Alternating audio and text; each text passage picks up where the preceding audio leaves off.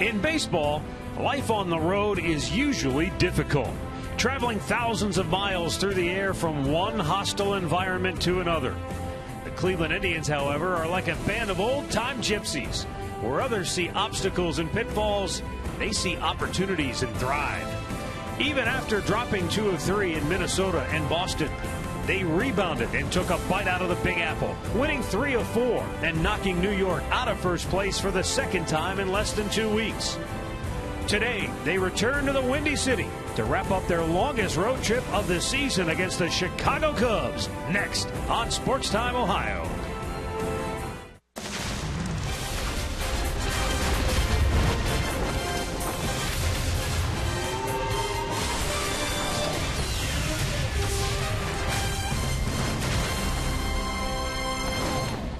From the friendly confines of Wrigley Field, where the surging Chicago Cubs have won 13 of their last 16, it's Cleveland Indians baseball makeup game today between the Tribe and the Cubs. Hi again, everyone. Matt Underwood alongside Rick Manning. 4 cities, 11 days. It's been a long road trip, but certainly the Indians have a little pep in their step coming into today after beating the Yankees. And you've got 2 starting pitchers going today. Corey Kluber, John Lester, both trying to rebound after disastrous starts their last time out. Yeah, they were pitching very well prior to their last start. For Corey Kluber, a rough start in Boston. He gave up 6 runs and 4 home runs. But the good thing, he is moving over to the National League Central, where he is 4-0. And look at our Buick stat of the game. 11 starts, 10-1 against interleague opponents, so that's going to bode well for him. Although the wind is blowing out today, he's matched up against left-hander John Lester, who had a rough start against the Tigers, his shortest start of the year, 2 2/3 innings, and he's coming in the cutter. The right-handers are going to have to try and get the ball up in the air. We will see what happens. He is 7-1 against the Indians in his career. Well, the Chicago Cubs have won 19 of their last 23 games overall. They're 20 games over 500. We'll see if the Indians can continue to be a fly in the ointment with regards to potential playoff teams while still keeping their wild card hopes alive. We'll be back with today's play-by-play between the Indians and Cubs at Wrigley Field right after this. Cleveland Indians baseball.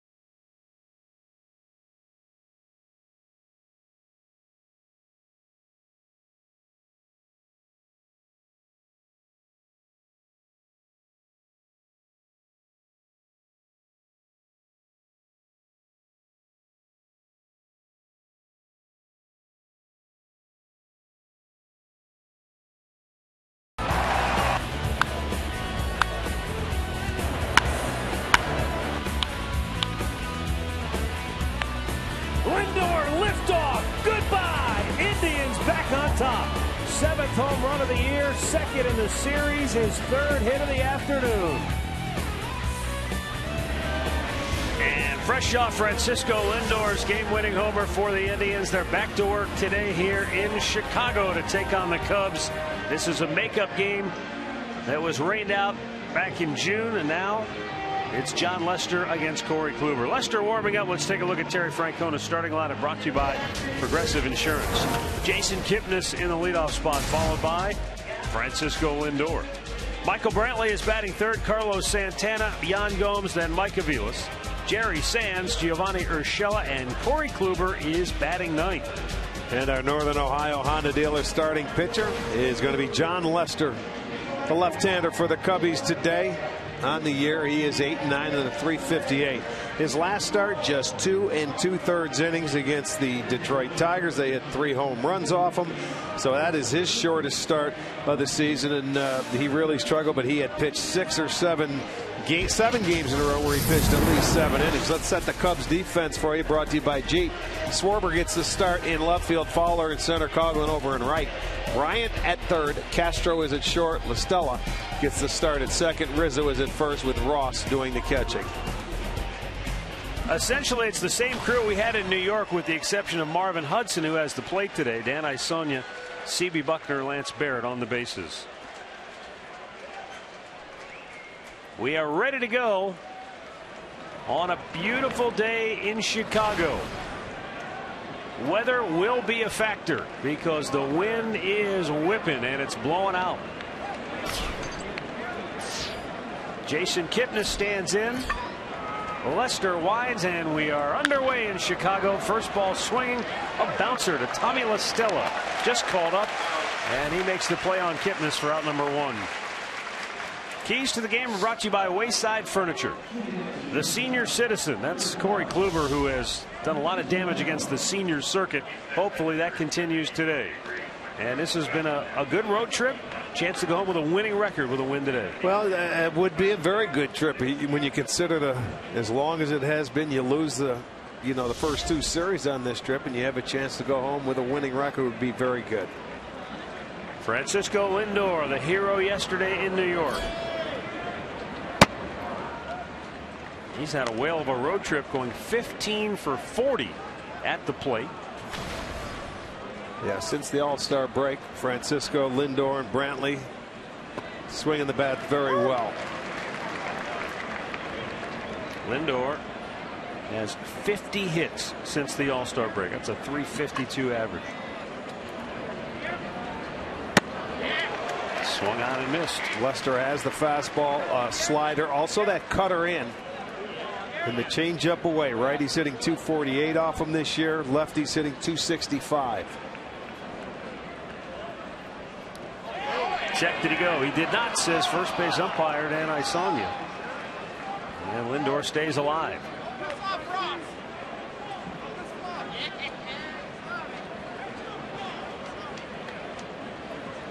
Lester signed the big free agent contract to come to Chicago. A lot of folks thought the Cubs were a couple of years away from being in contention, but here they are, 20 games over 500. And they've got their meat hooks on a wild card spot, 6 games up on San Francisco. And that's where they leave and head to after this ball game today. They go out and play the Giants for 3, and then down the coast to play the Dodgers for 3.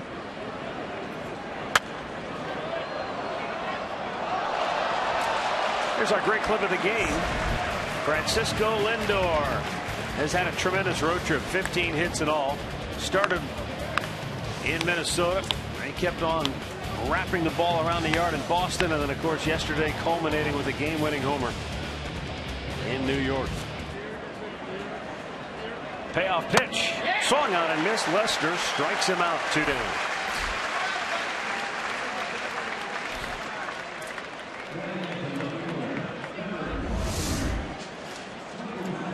That pitch was upstairs, and that looked like a slider coming in.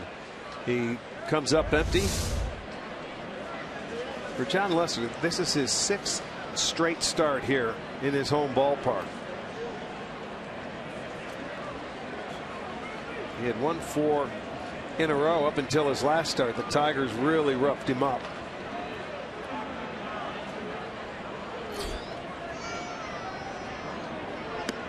And Michael Brantley taking a strike. Brantley on this road trip, 11 hits in 30 at bats.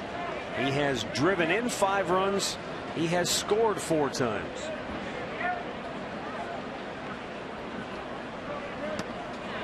And Lester really put it in on his hands there. 0-2 the count.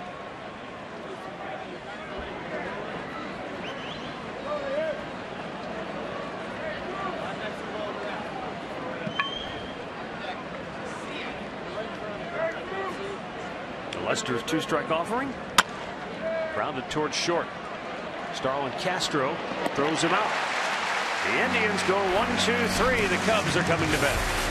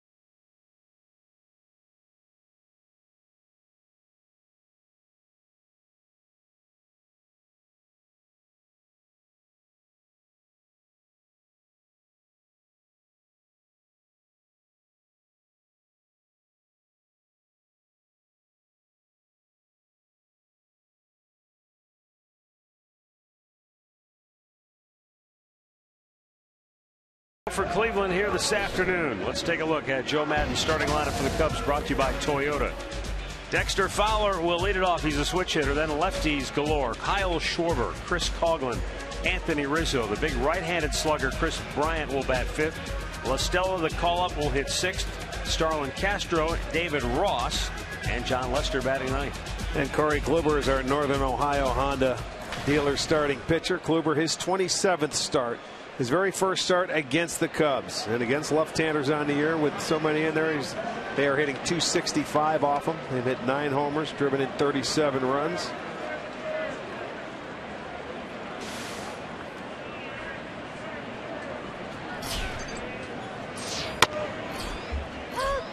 Cubs are finishing up a 7-game homestand. They've gone 4-2 so far. And Dexter Fowler has been setting the table. He's 11 for 23 on the homestand. He's scored 7 runs. Well, these Cubs have been on fire as far as the long ball goes since the All-Star break.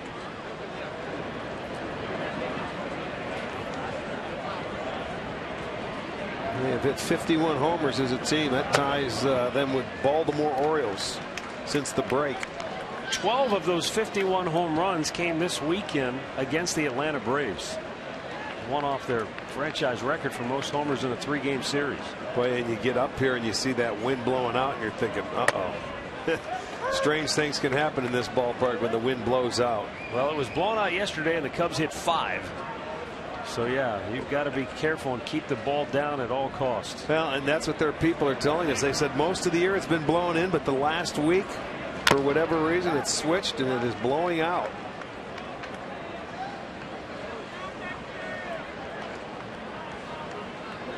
The weird thing today, though, is as much as it's blowing out, if you hit a ball to left, it's certainly not going to get helped. I'm not sure. It might even get knocked down heading out towards left field. But you hit a ball to right, it's going to fly.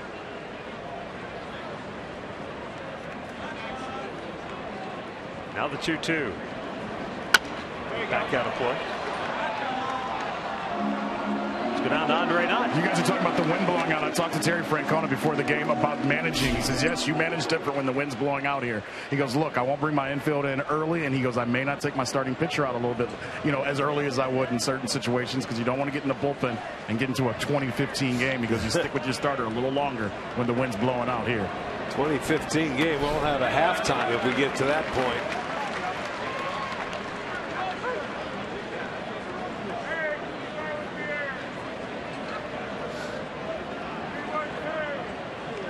Well, Dexter Fowler's done his job. He's worked the count full to start the game against Corey Kluber.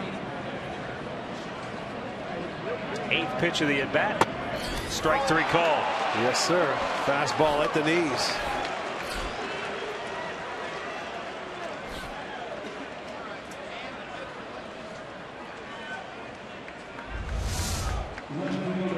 It has a lot of movement to it too, right there at the knees. It has plenty of plate.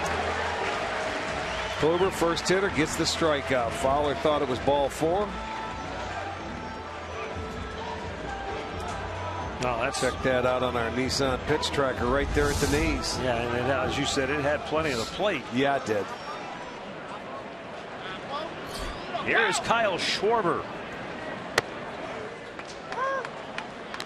who started to make a name for himself against the Indians. He sure did.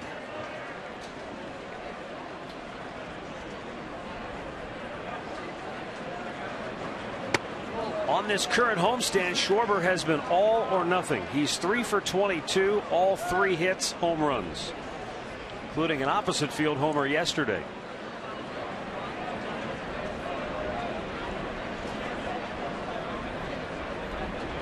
Struck him out on 3 pitches. Well, wasted no time there. 2 down.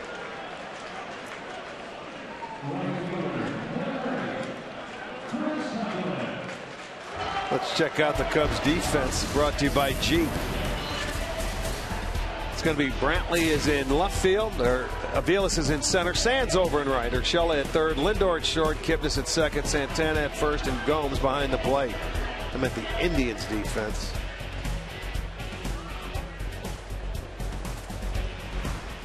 Chris Coughlin steps in, and he takes a strike.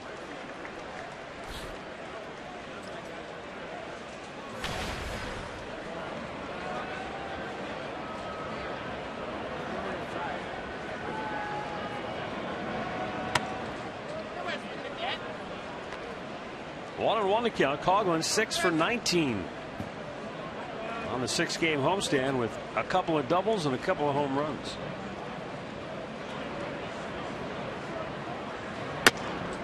A little bit outside, 2 balls and a strike.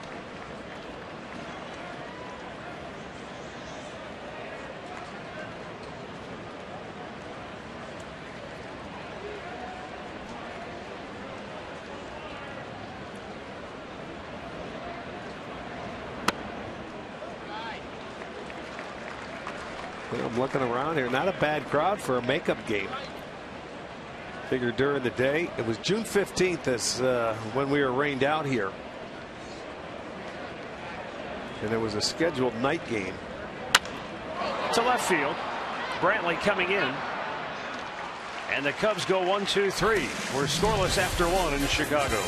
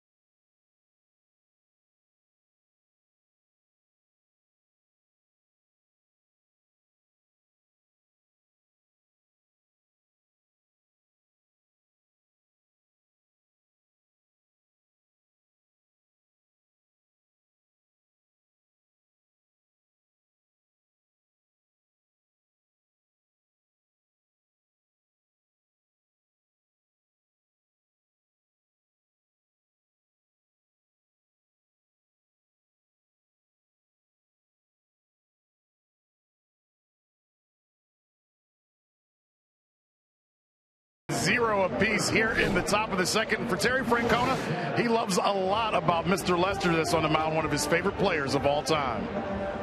There's a lot of things. You know, he's 6'5", left-hander, strong, one of the better cutter sliders in the game, a little bit almost like Steve Carlton. You know, from a personal standpoint, probably got as close to him as any player I've ever been around. But between 1 and 4 o'clock, you know, we want to beat his brains out. There you go, plain and simple. Carlos Santana leading off, first ball swinging, fouls it off.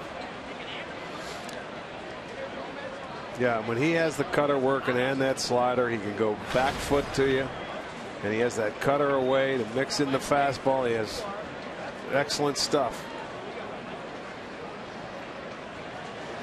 They've had a hard time scoring with him on the mound this year. Hit him in the foot, maybe on the ankle. But Santana's going to be aboard to start the second inning for the Indians. Thought I said a back foot, but that was a front foot. Looked like he couldn't get it out of the way. He held on to it, and it got him down on the front foot. He's limping a little bit.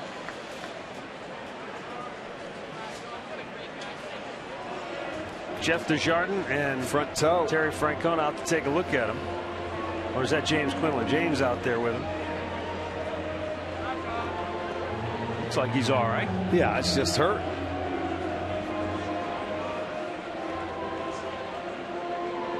Gives him the thumbs up. Watch the front foot, and it's on the toe. He tried to get out of the way, couldn't do it. Because when you have that step, you know, you pick up your front foot and put it down. By the time he put it down, he couldn't move it again.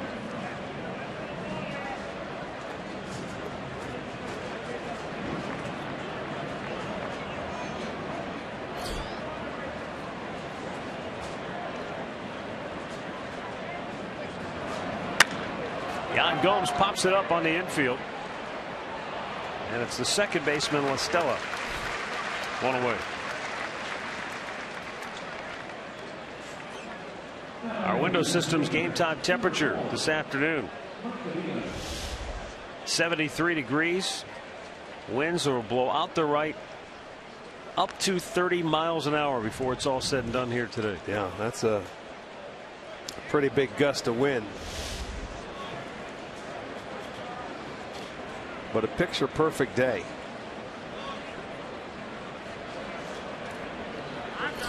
One on, one out.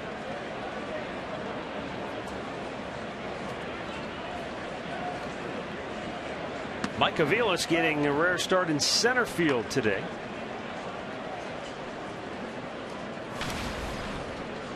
So far on the road trip, Aviles 7 out of 27 with 3 doubles, 3 runs batted in.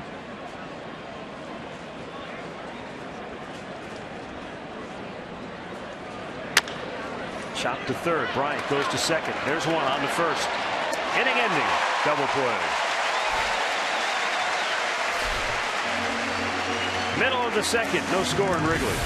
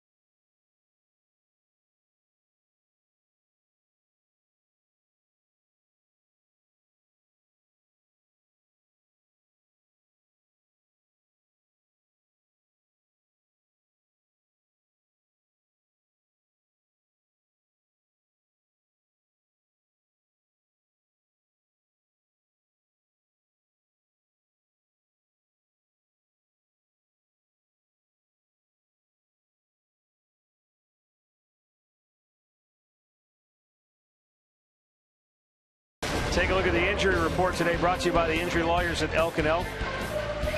Cubs before the game put Jason Mott and Jorge Soler on the DL.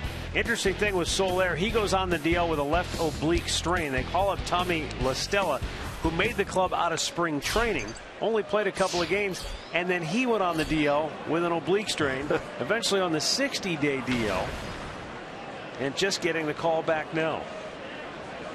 Anthony Rizzo.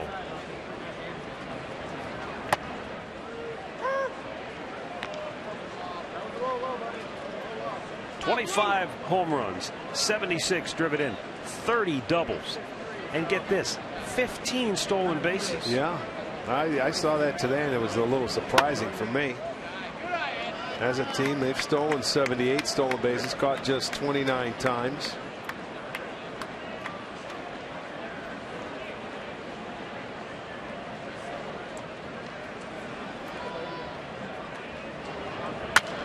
Out of play. Rizzo's been the go-to guy on this homestand with 8 runs driven in.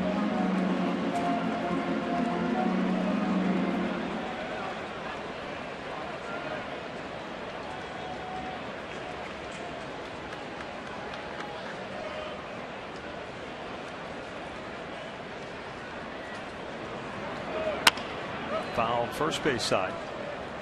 Well, he stands on the plate. He's open, but I'll tell you, he's awfully quick inside.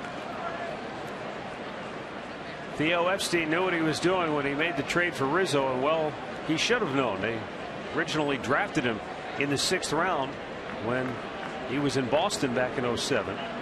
And he went to San Diego in the Adrian Gonzalez trade. Checked, didn't go. They appeal. Full count.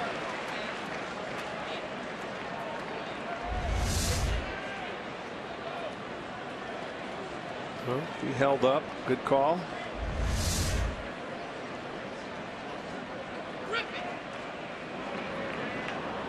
Foul back.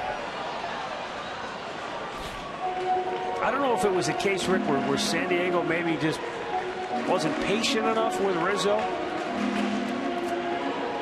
He only played 49 games for the big league club before the trade, and he hit a .141 with only 1 homer in those 49 games. But that wouldn't be enough to make, you would think, a long-term evaluation on a player. No, you wouldn't think so. Strike 3 call. Second time today that Kluber has struck out a Cubs hitter looking, in which they have fired the bat away thinking it was ball 4. Well, maybe trying to get the call. Let's take a look at it and see. It's the breaking ball. Cutter right there, outside edge. Pretty good pitch. He's on the plate. He didn't think so, but they're good pitches. You look at it that way.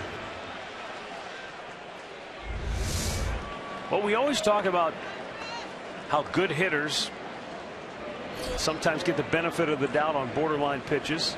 Well, when you're a Cy Young Award winner and you've been as efficient as Corey Kluber has in his career, you're going to start to get borderline calls going your way. He's going to be around the plate. The thing of it is, there as a hitter, you have to try and maybe foul that pitch off. And if that's the case, and they're going through the lineup, you have to make an adjustment sometimes to an umpire. High fly ball right field near the line, and it's caught by Jerry Sands for out number 2 as they retire the big bat of Chris Bryant.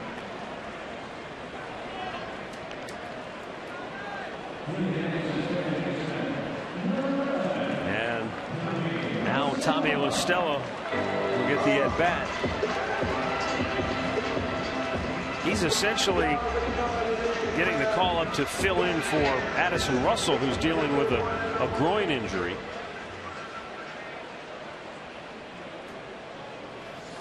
Addison Russell has been playing shortstop for him too. Yeah. It's like they've gone back and forth with Castro and Russell. When we were here earlier, Castro was the guy. Russell was still the young. He was a second baseman. Yeah. And then what happened, they started to take off when they called up Schwarber. They started playing Coughlin a little at second base, and they sort of bench Castro, and they moved Russell over to short, and they started playing very well.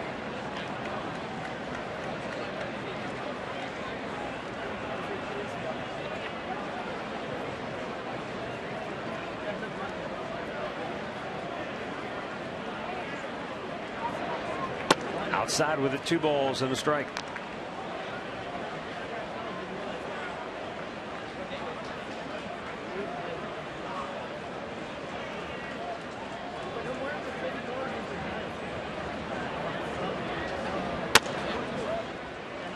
And now that time the very close pitch goes the other way on Kluber, and it's 3-1.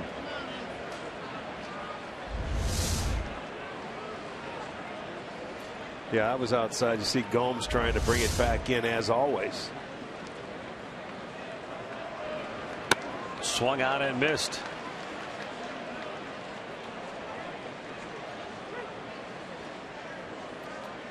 Kluber has struck out 3 of the first 5 Cubs hitters. Another full count. Foul back.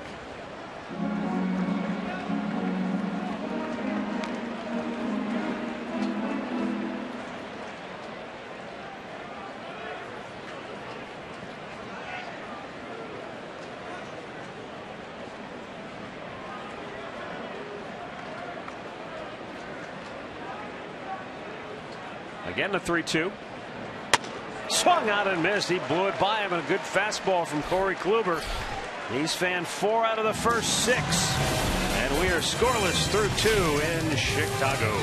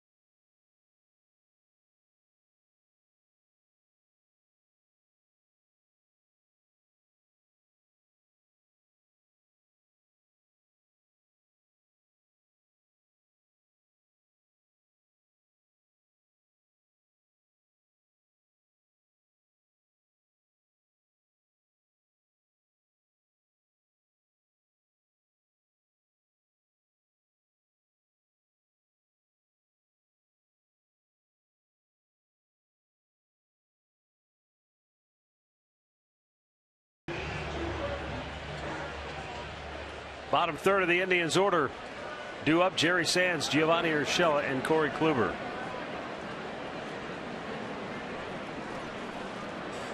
Live Indians baseball is back in 2015 with MLB.com at bat on your smartphone or tablet. Jerry Sands sends a sky-high pop to La Stella. You can stay connected with live radio broadcast stats, breaking news, and more. Download the MLB.com at bat, the #1 app for live baseball. Giovanni Urshela will bat with 1 out here in the 3rd.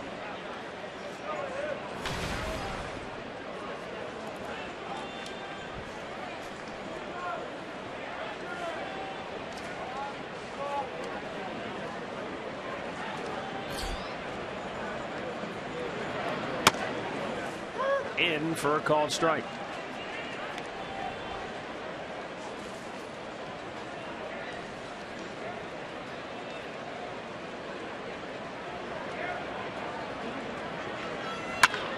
Hard hit ball into left. And the Indians have their second base runner of the afternoon. First hit of the game. And Urshela's 5th on this current road trip.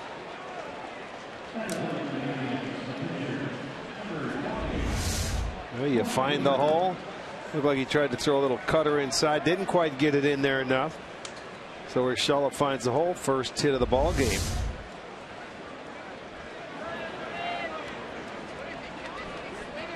And 1 on, 1 out for Corey Kluber, who's 0 for 4 so far this year.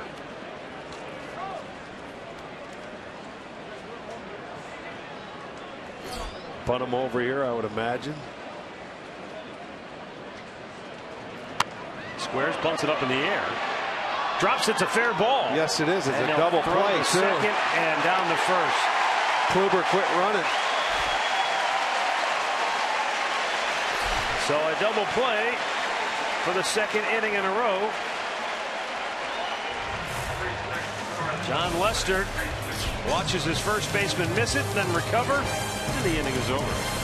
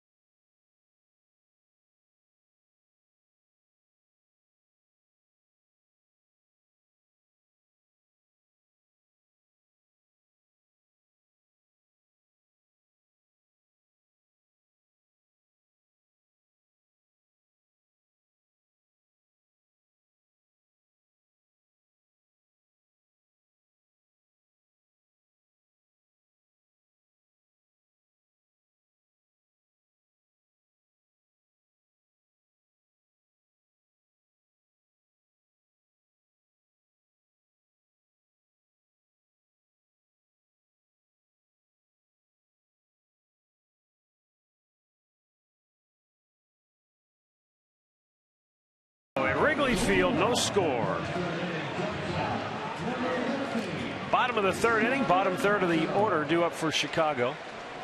Just a reminder, as you enjoy a cold one, to stay tuned later in the game for Miller Time, brought to you by Miller Lite.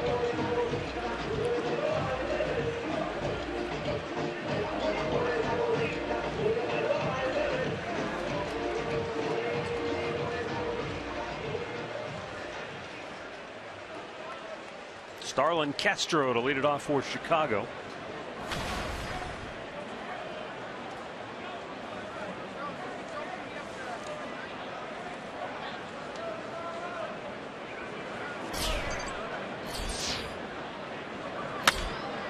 He swings at the first pitch and sends a towering pop to right.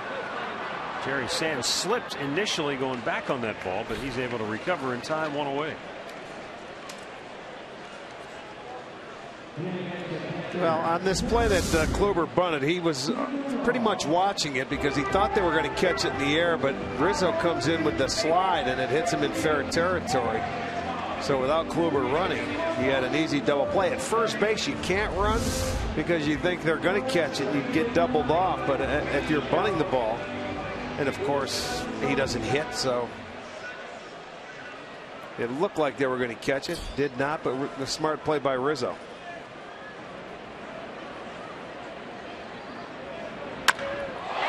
Hit high, deep, but it's a fair ball and a home run for Ross. Thought maybe it was going to be foul. And now Terry Francona will ask his guys to take a look on the video monitor. Gio Urshela standing down there with an incredulous look on his face at third base. He thought it was foul. Took a while for the third base umpire Lance Barrett to signal, and now Terry Francona says, would you mind taking a look at that one again? Well, Ross didn't run originally, so he was standing there until he saw the call by third base umpire Lance Barrett. Called it fair. So he will want to take a look at it. But he jumped on that first pitch, didn't he? Ross, the personal catcher for Lester. Well, we weren't sure, Rick, with the wind blowing, how it would affect balls hit to left. Well, that ball, because it was hit right down the line, the wind might have pushed it and kept it fair.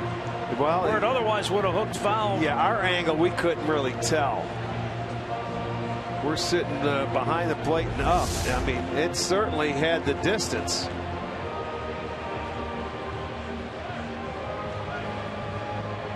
I can't see the ball. There it is. That looks like a foul ball, doesn't it, Rick? I don't see it. That looks like a foul ball. It does look like a foul ball there. Unless it doesn't hit the pole, does it? No, that's got to be a foul. Well, you know what? When you watch it past the pole, if you can see it all the way, where it doesn't block it out. Well, they're showing it on the enormous board here. And I'll tell you what, it looks foul. Clearly, that's a foul ball. Right. It is. Yes, I can see it on their scoreboard better than on our monitors. Well, I can tell you that. Folks at home don't understand. Our monitors are about the size of it. It's like a foul watch. Ball. There it is. It's a foul ball. So that was a very good challenge. I was wondering why Ross didn't run.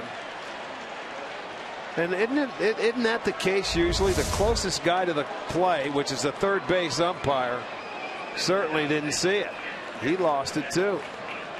Well, David Ross must have had a pretty good idea himself, because he already had his his helmet and his bat, and he was ready to step in against Kluber. Well, I didn't mark it down, did you? I never did either. No. Good for you.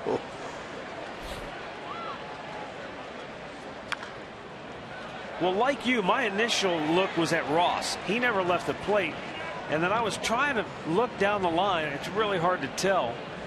And then the third base umpire took a little bit of extra time. So I wasn't 100% sure that was going to hold up. He jumped on the first pitch and smoked it. Now let's see a little slider away. That's what I thought, but he didn't go after it. Wasn't close enough.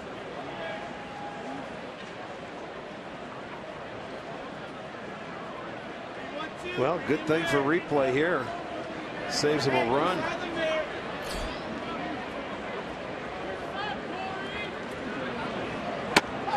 Ross down swinging. That's the one I'm talking about. 5 Ks for Kluber.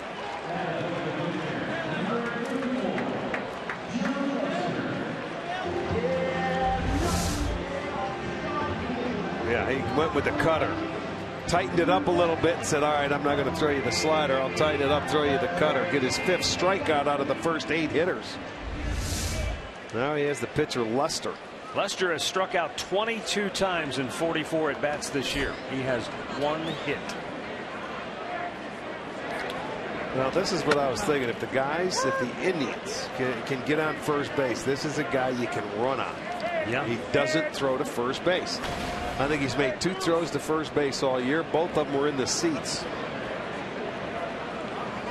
So I would think that would be a plan of attack for them. But you have to get on first. You can't steal first.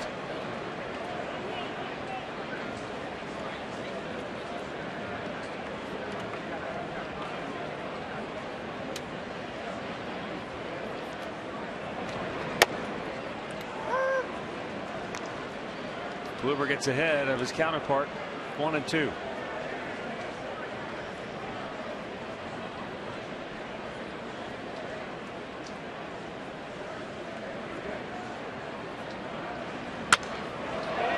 Good swing by Lester, got a piece to stay alive.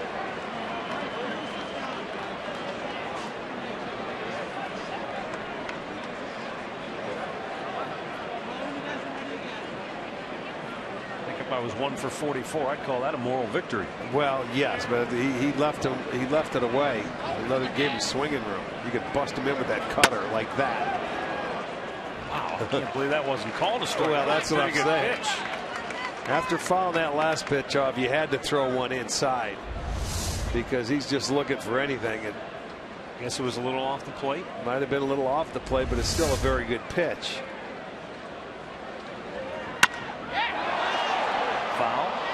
He's just looking for anything away that he can reach and slap it that way. Make him use his hands.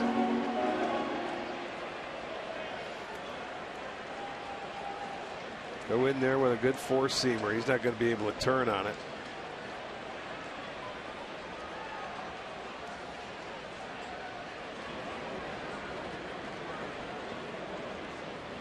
There you go.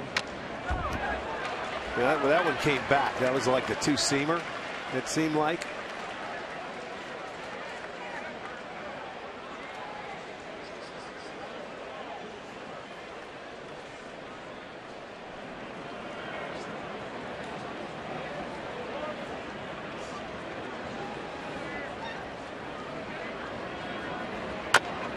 Checked his swing and it stays foul.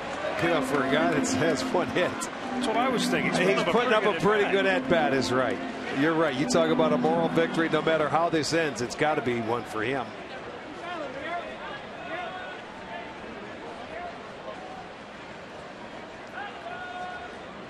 I mean, he's just struck out 5 of the first 8 hitters in the lineup. Now you got a guy that with one hit, and he's putting up a better at-bat than most of them have. Look at this. He stayed in there too, and he fouled it off. Shocker. The crowd likes it. How about that? This is going to be the 10th pitch in the at-bat.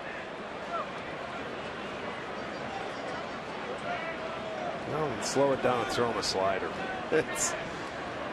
Treat him like a hitter. This ball up and away and a full count.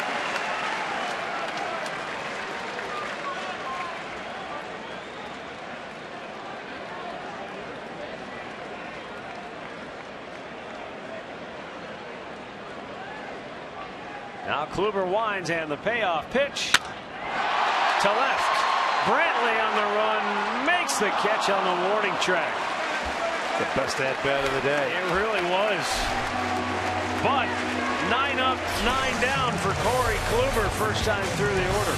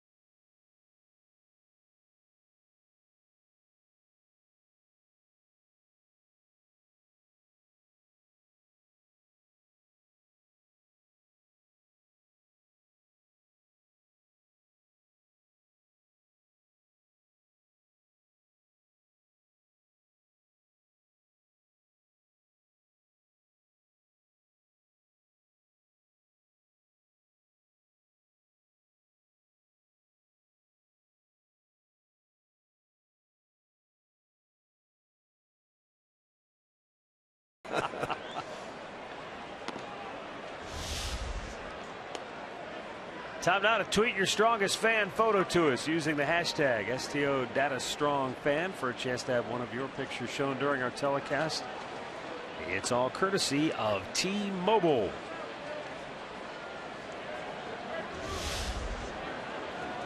Fourth inning here at Wrigley. John Lester will go to work against the top of the order. Jason Kipnis, Francisco Lindor, Michael Brantley.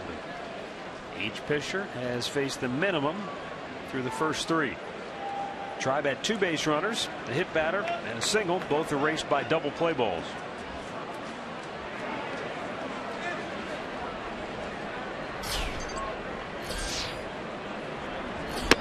Lester's pitch is outside, ball 1 to Kipnis.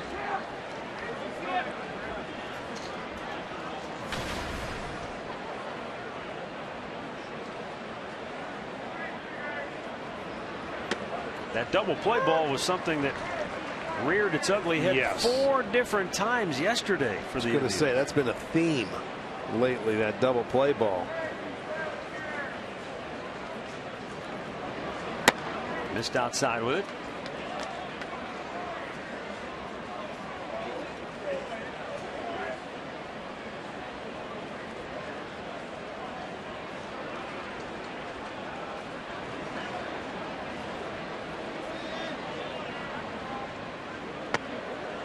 Makes him take a look, but not worth swinging at. 3-1.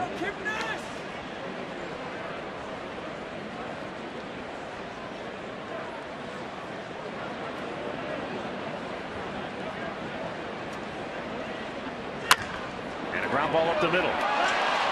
La Stella couldn't get to it. Kipnis has the Indians' second hit of the day, and their leadoff man aboard for the second time as well. That's good. You get a guy on that can run. I want to see what their game plan is here with Lester on the mound. I told you, he doesn't really throw to first base with base runners.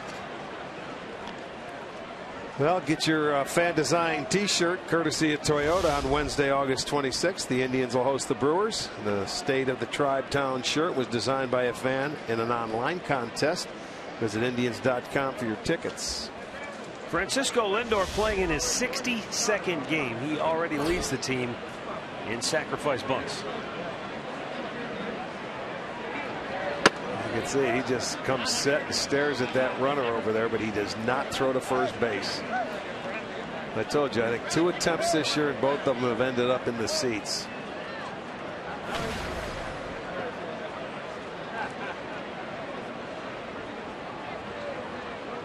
That's a lot like what Ramirez did last year when he was called up. Yeah. Ended up getting a lot of sacrifices. 1-on-1 to count. Lindor looked like he was taken, giving maybe Kipnis a chance to run if he wanted to. So he's changing that pattern. He does get the ball to the plate relatively quickly.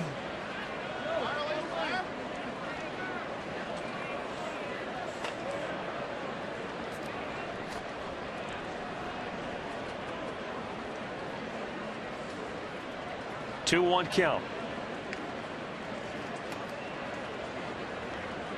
Runner holds, smoked foul.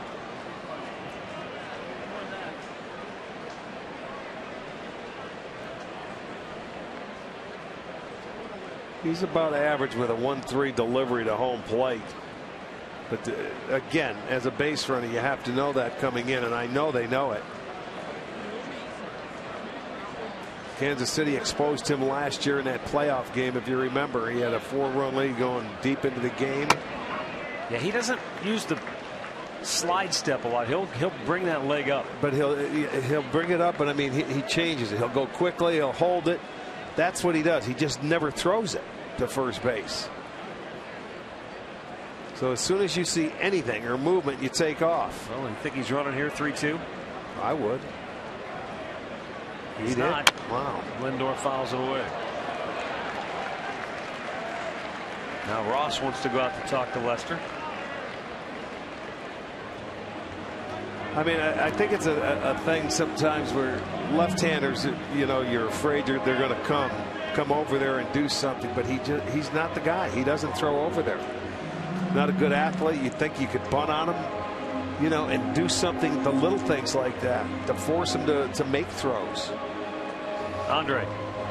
You know, Arch, as a base runner, I've watched Kip come back to Sandy Alomar 3 times now and say, what's the time to the plate?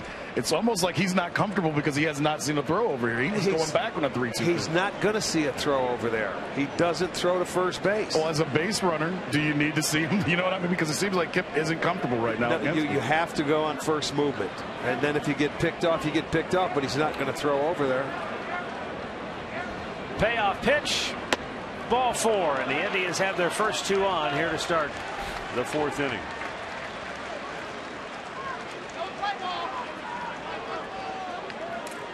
I mean, that's got to come in the scouting reports, you know, from the advanced scouts, whoever watches Lester pitch. I mean, I've watched a couple of games this year, and I've seen other National League teams take advantage of them. Well, now Michael Brantley will try to take advantage of him. He grounded out his only time up. Tribe trying to break through and get on the board first.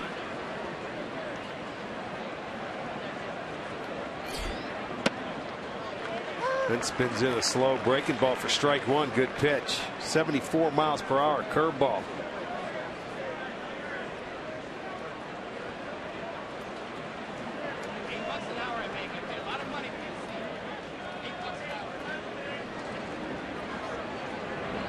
Brantley sends one to center. Fowler back, makes the catch. Kipnis will tag and go to third. 1 away.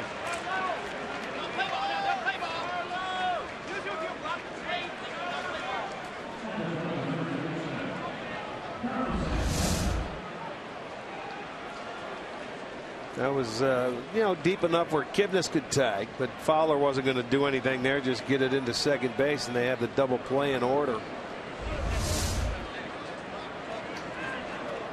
Carlos Santana was hit on the front foot by a pitch his first time up. I want to see if Lindor does anything now, first and third, in this situation.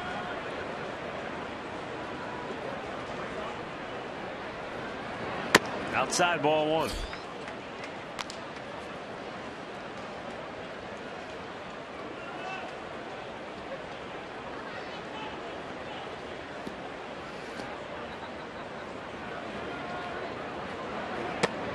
Missed again. 2-0.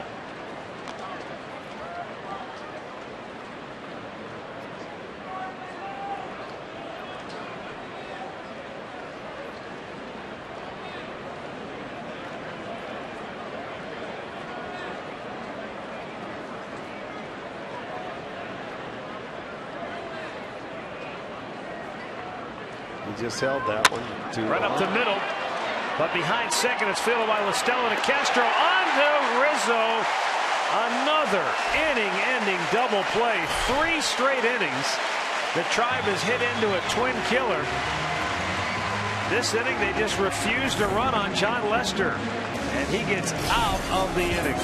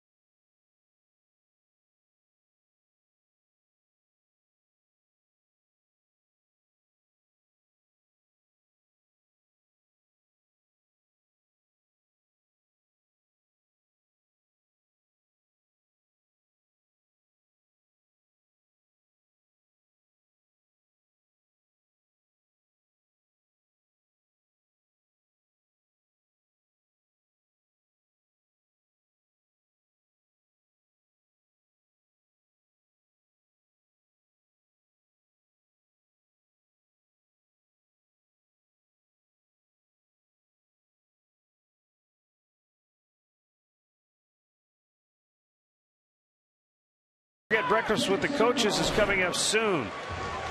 Terry Francona, Jim Tressel, Todd Richards. You can hear from them as they discuss the challenges of coaching, their influences, and what has made them successful. Call 440-670-3580 for ticket information. Top of the order for Chicago here in the fourth. Dexter Fowler will lead it off.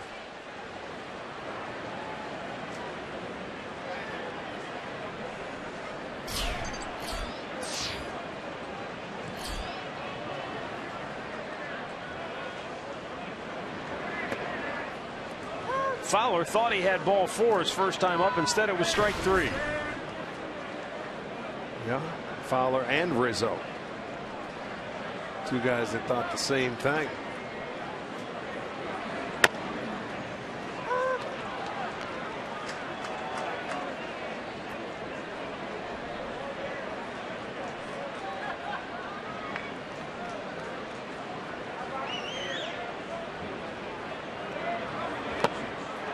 Fowler chases one, and Gomes will throw to first on the ball in the dirt. That's a half dozen Ks for Kluber.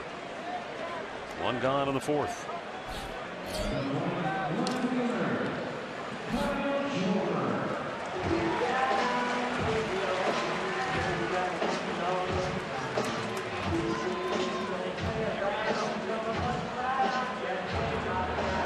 Kyle Schwarber struck out in the first. It didn't take long either. It was 3 pitches. Very quick work.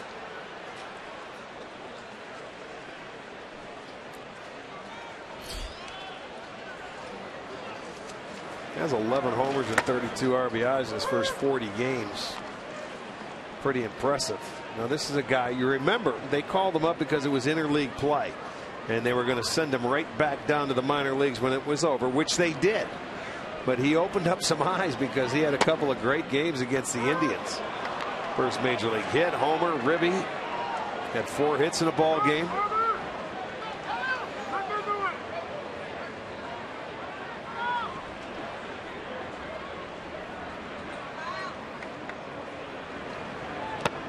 That's the first pitch that he has seen that wasn't a strike. Schwarber has made 12 starts behind the plate. 6 times he started as the DH in interleague action. This is his 16th start this year in left field. It's the old adage, you can hit, they'll find a place for you. No doubt about it. Especially the way he came up. And he has rung up. That's 7 strikeouts for Corey Kluber. Yeah. He's on his game tonight. AT&T U-verse rewind. First one was looking to Fowler, then Schwarber swinging. Rizzo went down looking. Let's see, a lot of fastballs. There's a breaking ball. Another one, another slider. And then you lock him up on the outside fastball right there. So the first 2 guys, Fowler, Schwarber, they're 0 for 4 with 4 punch outs.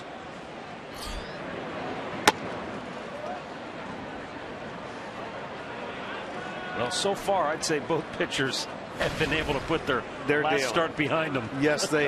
Yeah. When you're dealing with the 2 number 1s, they get after it. They realize, hey, I can't let them score first.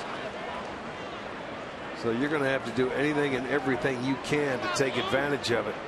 That's why that foul ball call, the home run that he called fair, was overturned, was a big play. You don't want to let either one of them have a run. Spot him anything.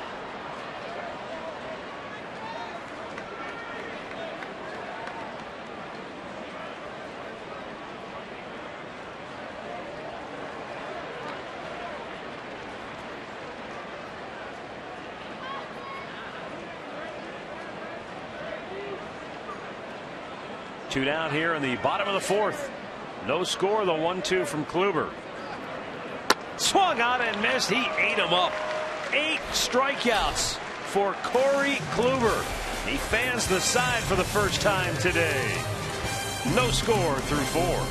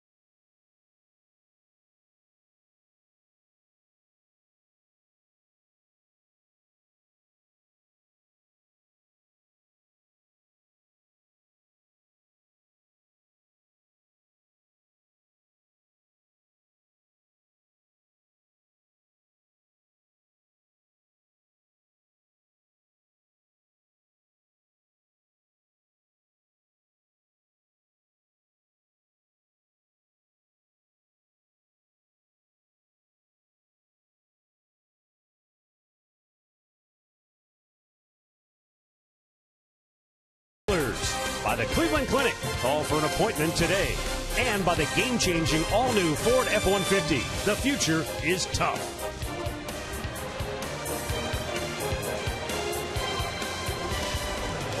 No score, fifth inning.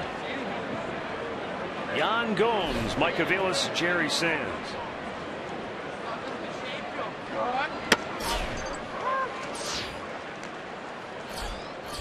Gomes popped up on the infield, his only time up.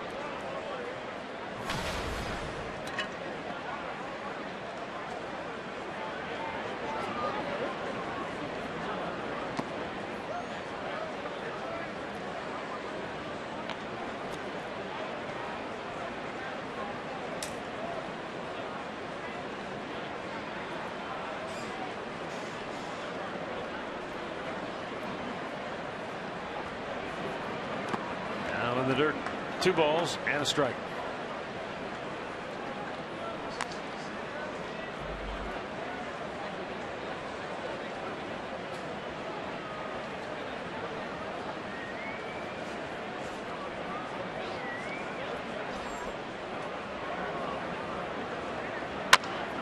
Slowly chopped. Third baseman Chris Bryant throws him out, 1 away. The Cubs and the Indians are number 1 and 2 in baseball in walks. Only 1 free pass today, and a lot of that has to do with, okay, you might be a patient hitter, but against Kluber and against Lester, doesn't work. You can be patient all you want. You're going to be going back to the dugout quickly if you're looking for a walk. Well, the funny thing of it is they're different styles. Kluber on the strikeout ball, he has 60 pitches. And you look at Lester, he's the 2-for-1 guy. He's looking for a sale. 3 straight double plays. So, you know, he's been able to keep his pitch count down. He's at 43 going into the 5th inning. That's pretty darn good.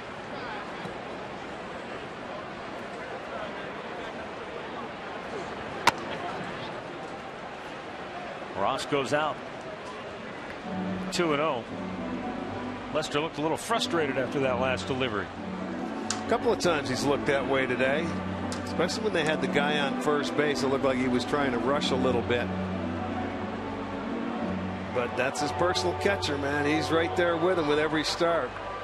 He was with him over in Boston that way. He's over here with him, so he knows him probably as well as anybody.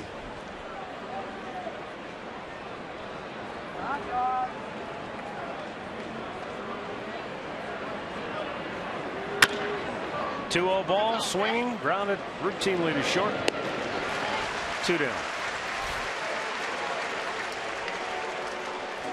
That'll bring up Jerry Sands.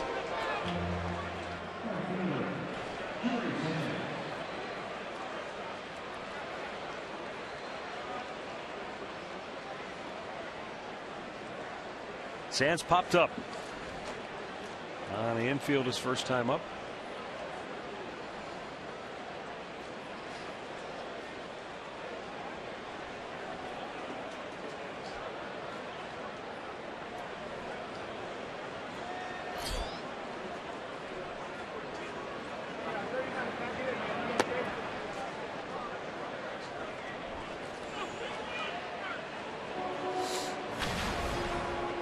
John Lester has struck out 154 batters on the year, but he does not lead the team in strikeouts. That distinction goes to Jake Arrieta. Yeah, Arrieta having a really nice year for him this year. He looked awful when the Indians came and faced him here in June, but he's 15-6 with a 2.30 ERA. I know it. And look at his walks and hits per innings pitched. He's below 1, so it's he's really had a fine year. I think he walked 5 or 6 when he faced us here. 6 batters he walked. He's walked 42 on the year in 168 innings with 170 strikeouts. Yeah. 5 innings, 112 pitches. That's normally not him. He will end up starting tomorrow's game out in San Francisco for him.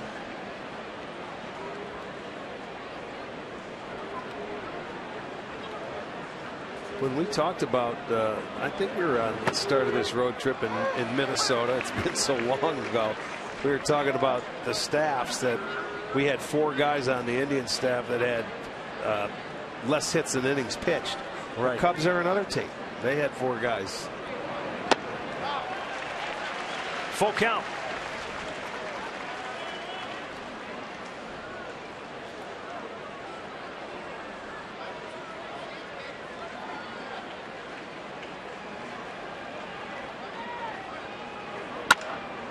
Right at the second baseman. La Stella played him up the middle. Perfect. Indians go 1-2-3 here in the 5th. We're halfway through here in Chicago, but still no score.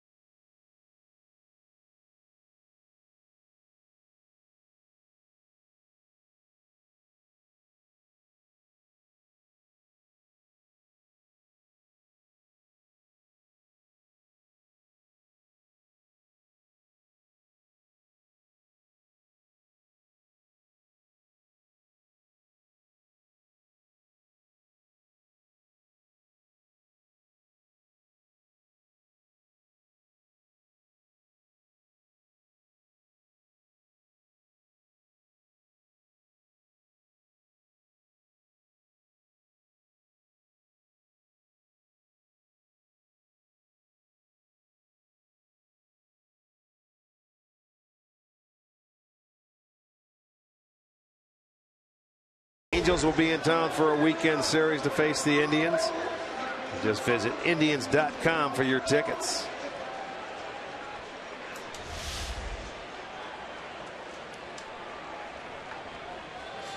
Came from Canton to see the Tribe on her 40th birthday.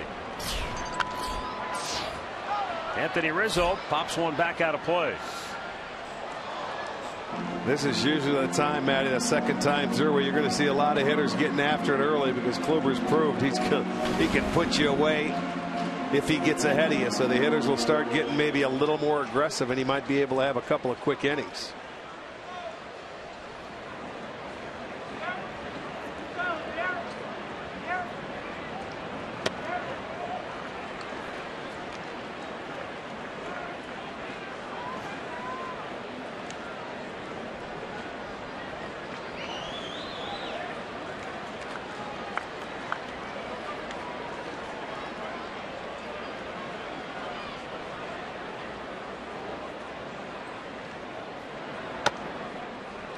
And a strike call. 1 ball, 2 strikes on Anthony Rizzo, who was called out on strikes in the second inning.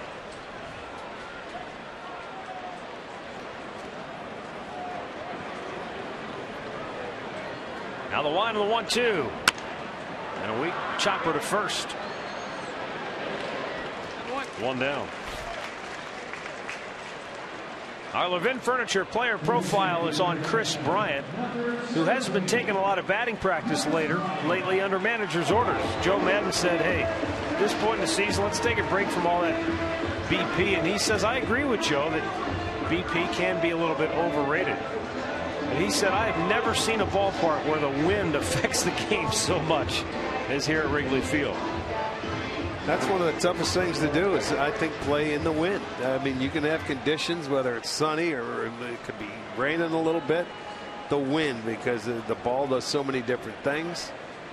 It's tough to hear when you're out on the field. He hit 2 home runs yesterday.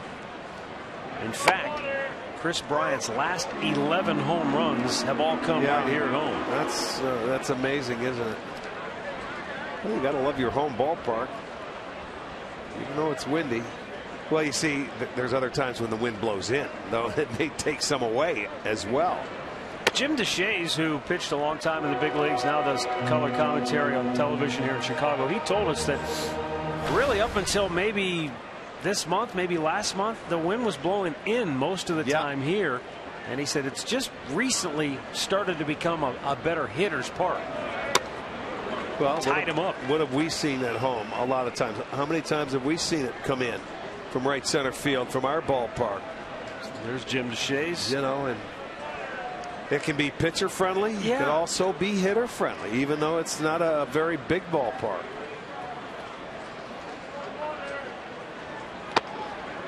Yeah, I mean, you look at the dimensions here. It's 368 to the alleys, 353 down the right field line, 355 down the left field line. 400 straight away.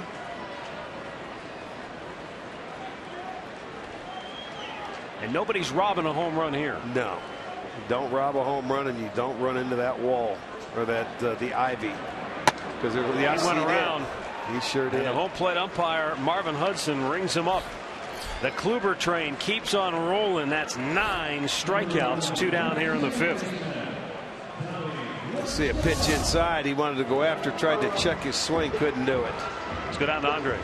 Joe Madden calls this American Legion style. He tells his guy, you were talking about Chris Bryant not taking batting practice. Matty, he's basically told us, all of his guys, with the schedule where they're at in August, he goes, get here a couple hours before the game and be ready to play. I trust you in August to be ready to play. You don't have to have batting practice if you don't need it. You know, I agree with him. As much as these guys hit nowadays, you know, sometimes you can hit too much, and you just need a rest from going out on that field and shagging and doing nothing. At this time of the year, if you're not ready to play by now, you won't be. Joe's never been afraid to go against conventional thinking or what the norm is. Well, we always take batting practice. You know what? We're not doing it today. He's never been afraid to just say, no, I don't think so. Yeah. There's well, why not? Well, when you go through it, and you've been through it before, and you hit. Sometimes you're just tired and you need a break. If not, just physically, mentally as well. Let's just dress and go get them. The old show and go. Yeah. Santana on the dirt. Look out. Here's the wind. And he makes the catch in a full back pedal. Corey Kluber is special so far here today. Through 5, no score in Chicago.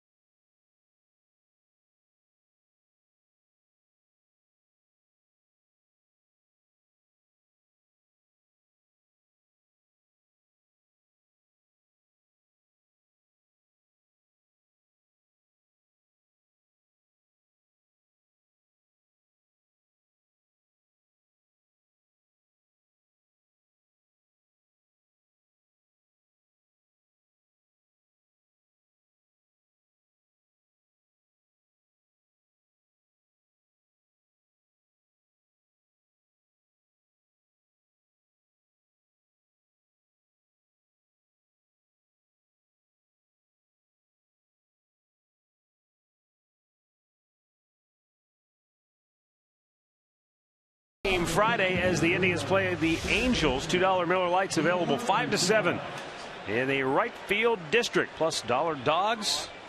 We'll be there all night long on Indians.com for tickets. Let's go down to the 6th inning here at Wrigley Field. Scoreless ball game. Indians have 2 hits.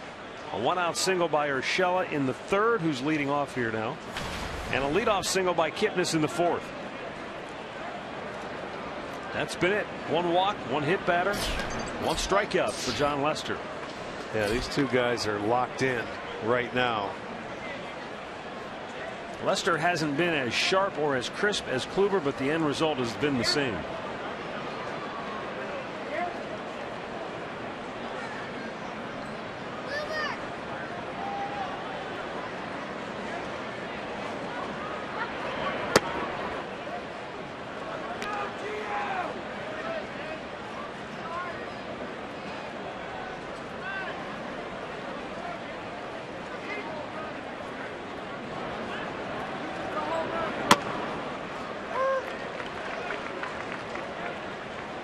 Two and 1 to count. This is where playing in the National League, it's different for a number 8 hitter when you get that pitcher behind you, especially for a young hitter. Yes, you have to have a little more discipline. You're right.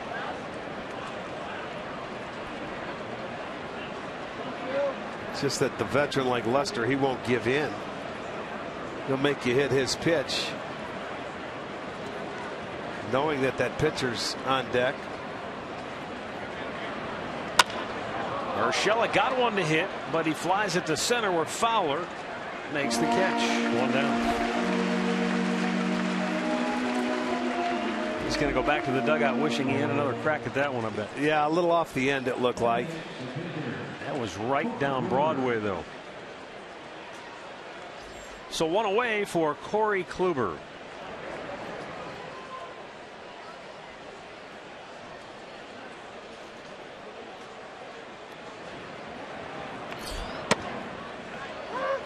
Let's see if Kluber can put up an at-bat against Lester like Lester did to Corey Kluber.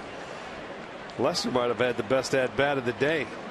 I know the spirit is willing for Kluber, but the thing is for Lester, he may be 1 for 45 this year, but he's had 45 opportunities.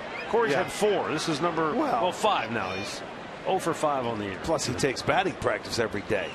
You know, in the National League, That is unfair. We've said it a number of times. This is our last game in the National League Park, right?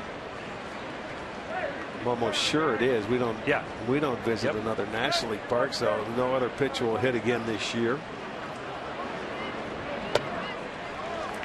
Kluber down on strikes, 2 away.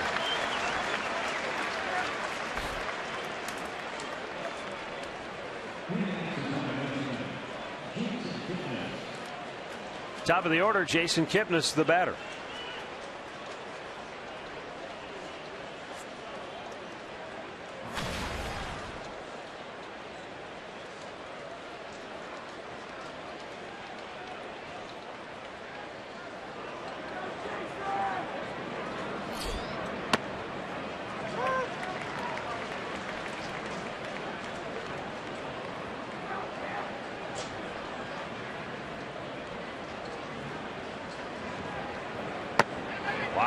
Pulled the string on him big time. It's 0-2. Yeah, when Cutter first pitch, looked like a curveball on that pitch.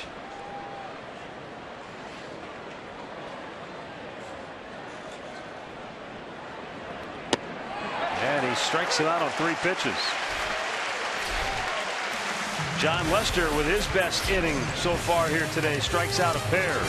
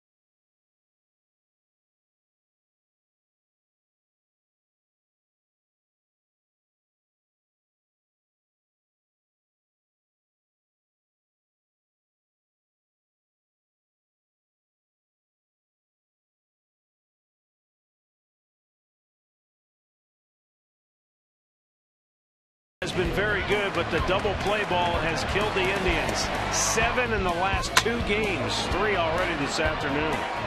Corey Kluber has been Kluber-like here today. He has mowed him down, striking out 9. 15 up, 15 down. Bottom of the 6th, bottom third of the Cubs order due up. Starlin Castro, David Ross, and John Lester. Castro flied to right, his only time up.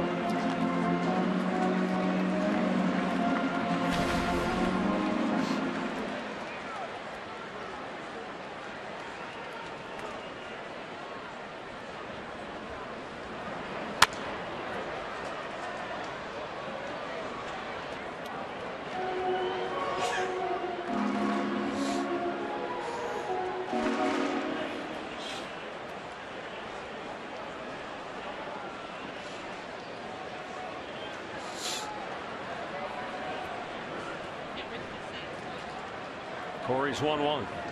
Missed inside.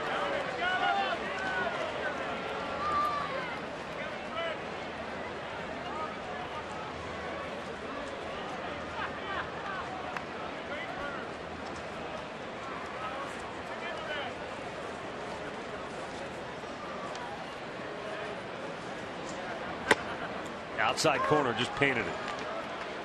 Well, we told you about Kluber in the National League Central. In his career, 4-0, 1.45 ERA, 37 strikeouts and just 3 walks. Coming into this one, he has 9 more strikeouts and hasn't walked anybody. Back out of play. The only problem for Kluber is that because he has struck out so many hitters, his pitch count nearing 80 here to start the 6th inning. That's the thing. They haven't hit any to put him in play early to give him quick innings. They're swinging through it. Urshela cuts it off. Steps and throws. Got him. We have seen a number of teams. I suppose primarily teams that have some history and have seen him before. Right. They'll go up and they're swinging early. Anything that's a fastball that's in the zone, they're getting after it early. Whereas the Cubs seem to be taking a lot of pitches early, finding themselves in the hole, and then. Well, the first time they faced him, and I thought they'd make an adjustment the second time through, but when you face Kluber before and you know he's on his game and he has his cutter, he's got his slider, he's got every pitch working today, I wouldn't let him get ahead of me, because that's when the strikeouts start piling up. Looking for another one more and he'll have a double-digit day. David Ross swung at the first pitch, first time up, and almost hit a home run. It was originally called a home run, but Terry Francona came out, asked the umpires to look at it. They did. It was a foul ball. Ross came back and wound up striking out. But that was a critical moment in this ballgame.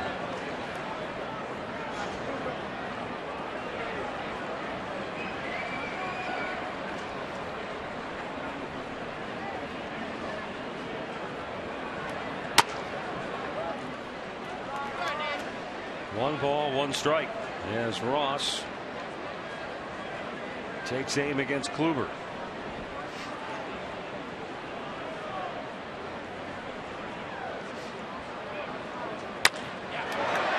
And a liner to left. Brantley won't get it. It's the first hit of the game.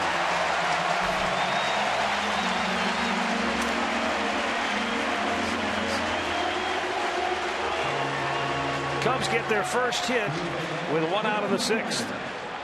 That ball was down. Looked like it might have been a little cutter at middle of the plate. In comes Brantley, but he stops on it and bounces in front of him. First hit of the ball game for the Cubbies. Now we'll see Lester, I'm sure, in a bunt situation.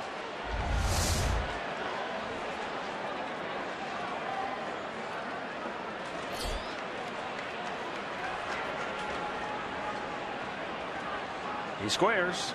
He bunts it to first. Santana looked to second. Long flip to first. 2 down.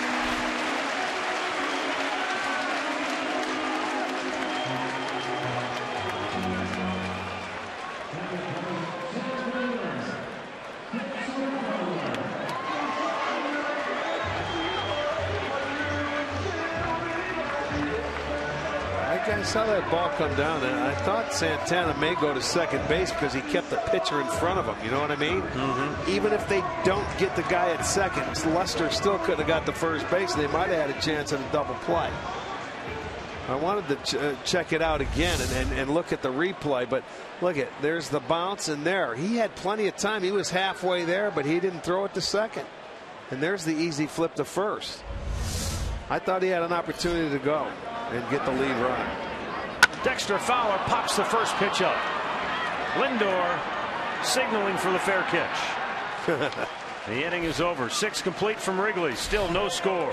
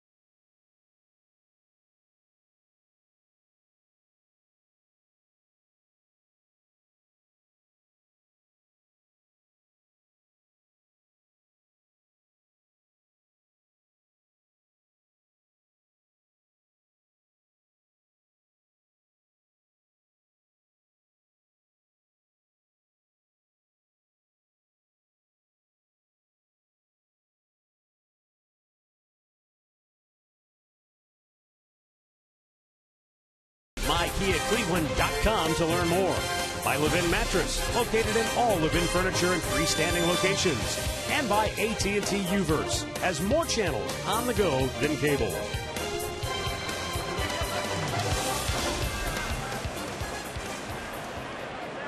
No score, 7th inning. John Lester will go to work against Lindor, Brantley, and Santana. Lester has struck out 3, but he's only made 62 pitches through 6 innings.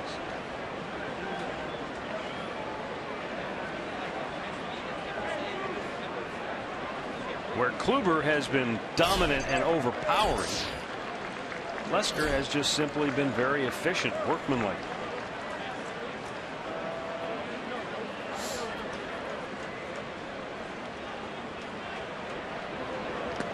Yes, he did.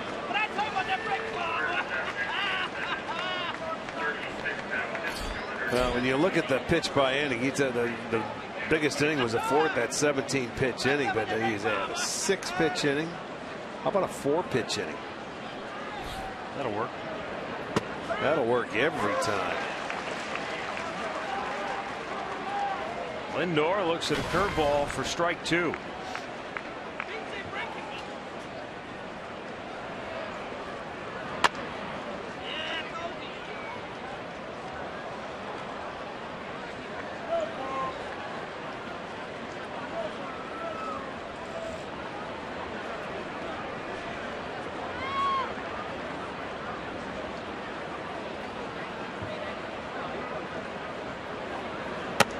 Upstairs with it.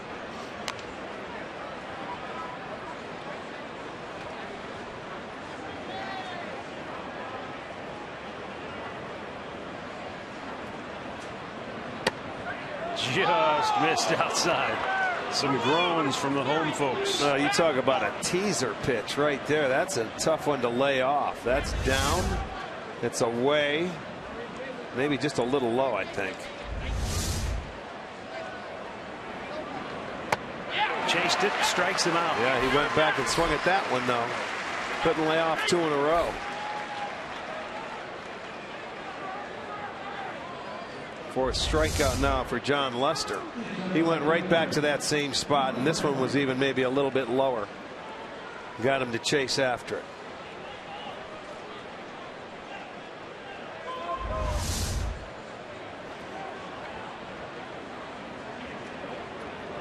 Now Michael Brantley 0 for 2. Hammered into right field. Coughlin over to cut it off. And a 1-out single.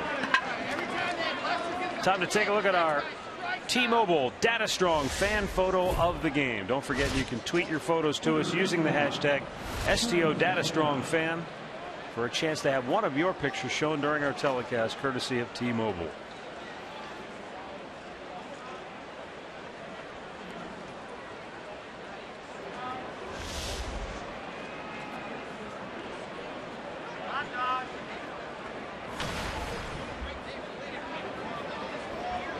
See if Michael Brantley is a guy that wants to try to take a big lead and take off on Lester.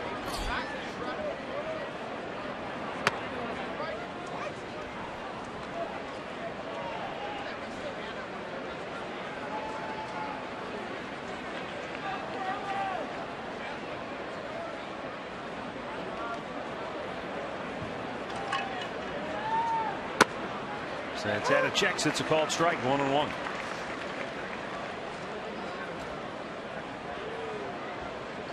Santana hit by a pitch in his first at bat and then grounded into a inning-ending double play in the 4th.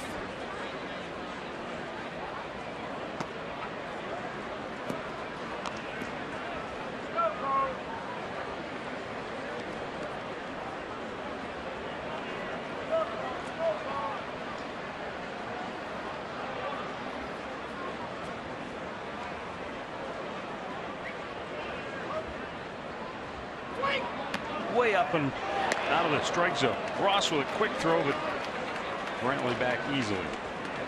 That's an easy play right there for Ross with it when he sees it's up and away. There's no left-handed hitter in his way. He can come back and just make a quick throw to first base, but Brantley was back in plenty of time.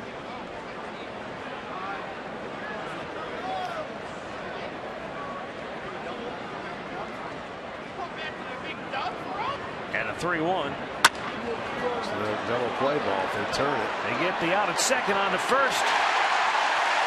Indeed, second game in a row, the Indians have bounced into 4 double plays.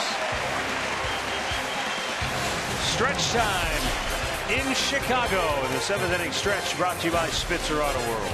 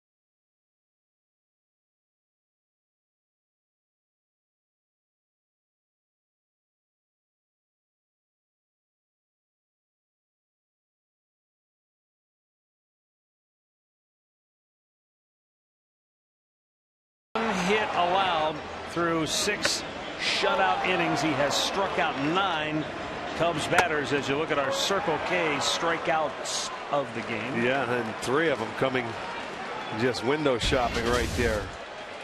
Here on the north side of Chicago. Kyle Schwarber goes up aggressively, but they said he checked it. He has struck out twice today.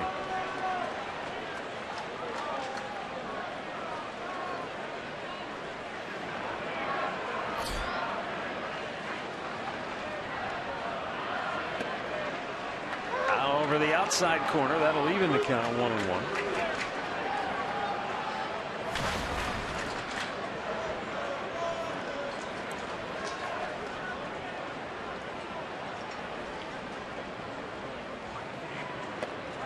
Tied him up. With Kluber on the mound today, I started thinking about another terrific Chicago strikeout pitcher, Ferguson Jenkins. So I know you had to have faced. Yeah, I faced League? Ferguson. Yes, not when he was a Cubby, but over when he was a Texas Ranger. The 1-2 to Schwarber. Upstairs, he strikes it out for the 3rd time today, and give Corey Kluber 10 punch-outs on the afternoon. Well, he's seen 9 out of his 11 pitches. Seen 9 have been strikes, and he's gone down 3 times. It's going to be our McDonald's. I'm loving it. He is just taking advantage of the youngster here today. Strikeout number 10 for Kluber. I thought you'd appreciate this, though. Ferguson Jenkins pitched 4 years with the Cubs during the 1960s and led the team for the entire decade in strikeouts. Wow. Well, 917 punch-outs over those 4 seasons. He was a guy a lot like Catfish Hunter that had such great command and control of the baseball. Yeah, very good. Hall of Famer. Now, when you faced him, had he changed his style at all? Well, he wasn't probably as dominant and throw as hard as he once did. Yes, I mean, but he could boom, boom, boom. He was comfortable. Pinpoint. He was, yeah, he was comfortable with the face, but that's after years and years of almost 300 innings and all the strikeouts, if you know what I mean. But he still could pitch unbelievably. Corey Kluber just keeps rolling along himself. 212 strikeouts on the year.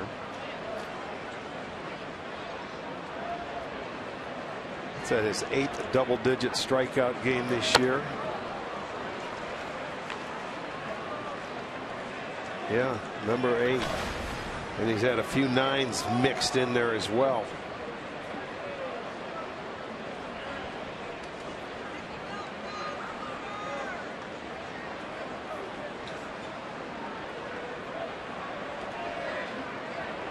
The 2-2 hit fair. Brantley over toward the line to try to cut it off. He will, but Coghlan racing to second. He'll go in with a 1-out double.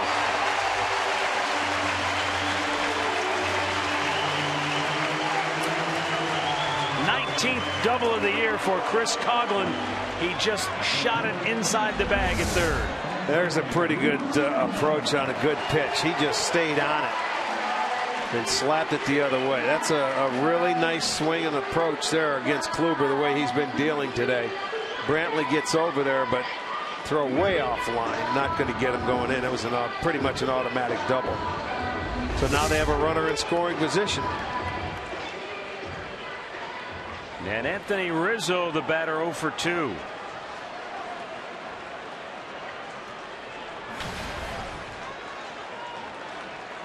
That might be. Well, they had one other guy last inning after Lester sacrificed him. It's the second guy in scoring position. That's the only 2 in the game.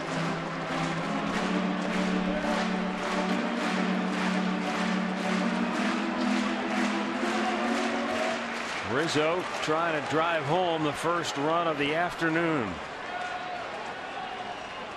Kluber looking to keep the Cubs off the board. Foul. He left that ball inside, doesn't he? He served it to him in there, a cutter in off the plate, and he roped it foul. I think this is the guy would be a little more careful with that runner in scoring position with the right-hander Bryant on deck.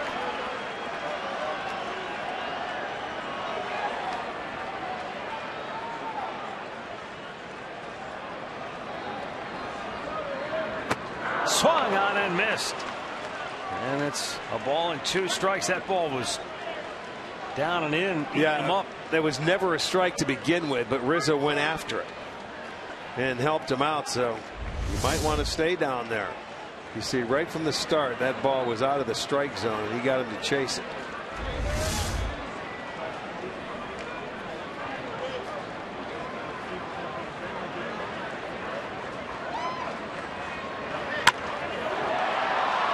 Right field, near the line. This could be trouble.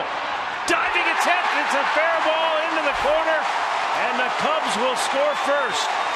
Rizzo on his way to third, and he's got a triple, his 3rd of the season. Cubs lead it 1-0.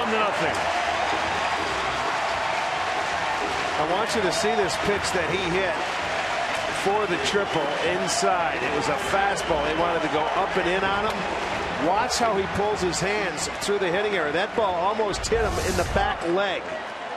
But he's able to keep that ball fair. I told you, he likes the ball in.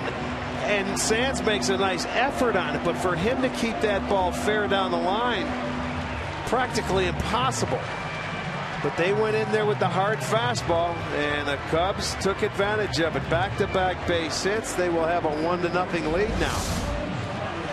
For Rizzo, that is his 3rd triple, to go along with 30 doubles and 25 home runs. Now the Indians will bring the infield in to try and cut the run off at the plate, and Kluber could try and go for a punch out here with just 1 out. Chris Bryant takes a strike. With Rizzo and Bryant back-to-back in the order. Rizzo 6'3", 240. Bryant 6'5", 215, and you know he's going to fill out the next couple of years. Right. They got 2 of the biggest guys in baseball back-to-back in the lineup.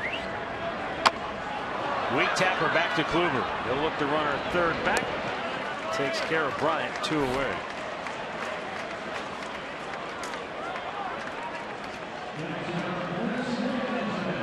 Might have taken advantage of the young hitter's over-aggressive approach there. He wanted badly to get that run home from third with only 1 out, and he chased a pitch out of the strike zone. How many times do you see that? Well, and that's why you almost wanted to be with Rizzo up at the plate, the left-hander.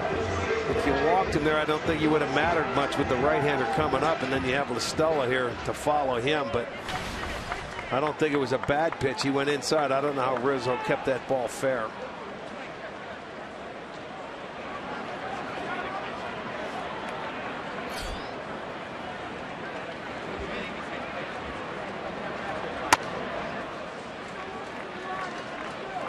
It's almost like, Rick, you wonder if that's one of those swings for Rizzo where if he's quick, the ball's clearly going to be fouled.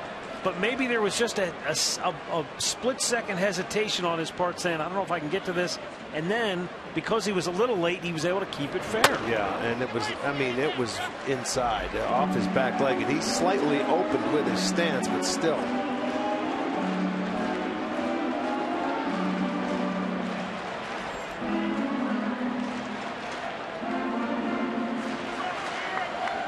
Tommy Listella 0 for 2.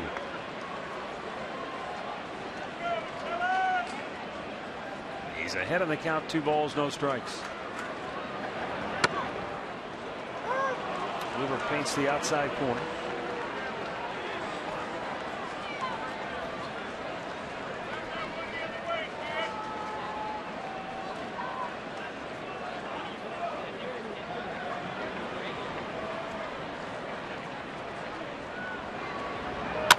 Out of play.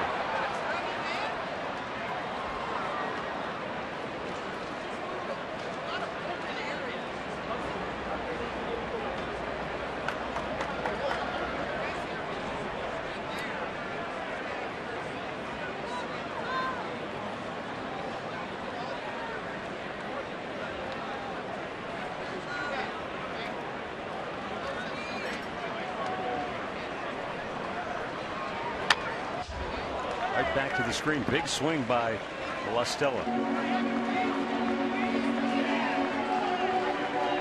This game, the way it's unfolding, nothing new for Corey Kluber. Right. He's had a lot of games this year where He left trailing 2-0 on 2 occasions. He left trailing 2-1.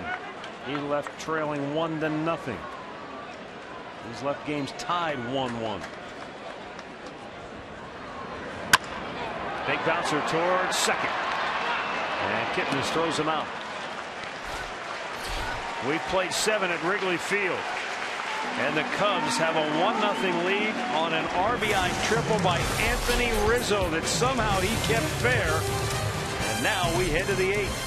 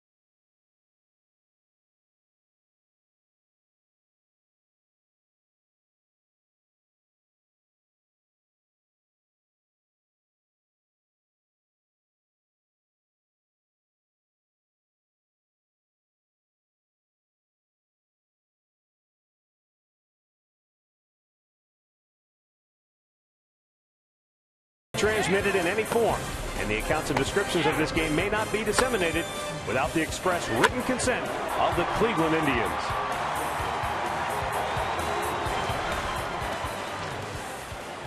Beautiful look in on a gorgeous day at Wrigley Field here in Chicago. We thought maybe we were in for a game filled with offense. Instead, it's been a dynamite pitcher's duel. Not that we didn't potentially expect a pitcher's duel, but saw that wind blowing out heavy early on. Well, that and both these pitchers coming off one of their worst starts of the year. When you think about it, Lester against the Tigers, 2 2/3, 7 hits, 7 runs, gave up 3 homers, and Kluber gave up 6 runs and 4 homers in his last start at Fenway. So you didn't know what to expect, but boy, these guys have been terrific. 3 hits for the Indians, all singles. But the big is the 4 double plays they've hit into.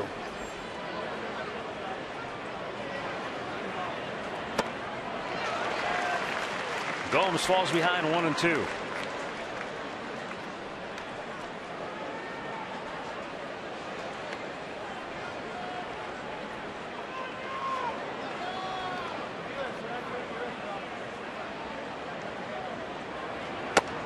A little bit outside. Zach McAllister getting loose for Cleveland.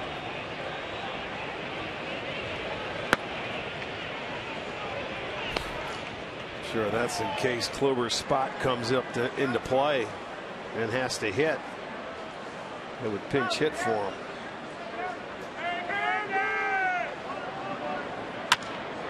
And a line drive base hit in the right field for Yan Gomes. Season tickets offer the best perks, including savings and access to Tribe Rewards. And today's Tribe Rewards TV code is Sandy. Visit Indians.com/season tickets for complete details.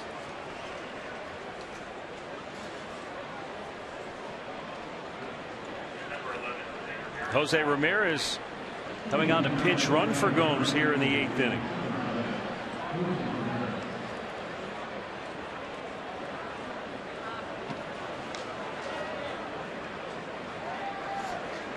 They've got to try and run. Been saying that, but you know, when you finally have the guys with speed, you can get a big lead, get a bigger lead. He's just going to hold it on you. He's not going to throw to first base. Bunts it. And Rizzo going to take it himself to deal with Aviles. And Ramirez in the scoring position with 1 out.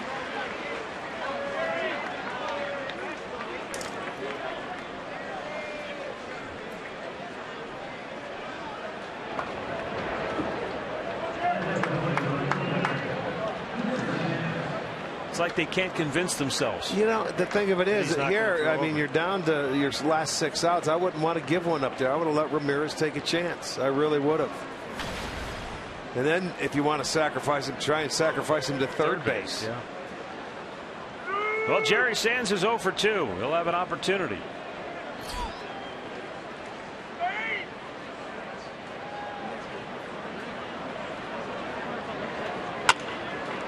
Now ball is short. Ramirez has to go back to second. 2 down.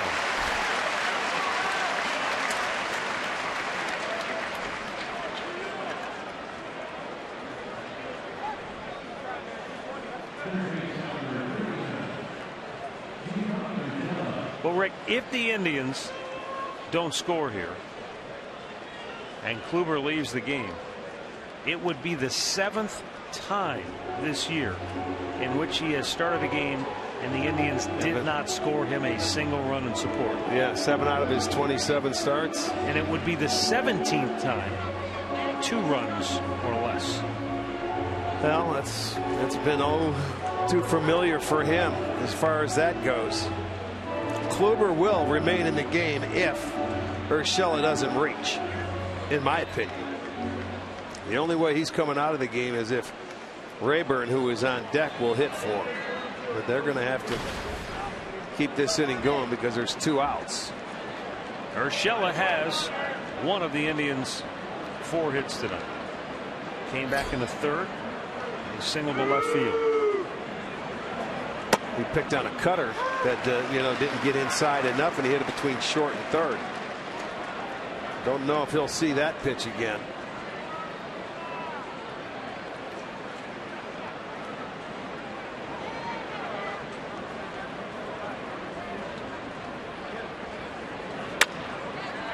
To short.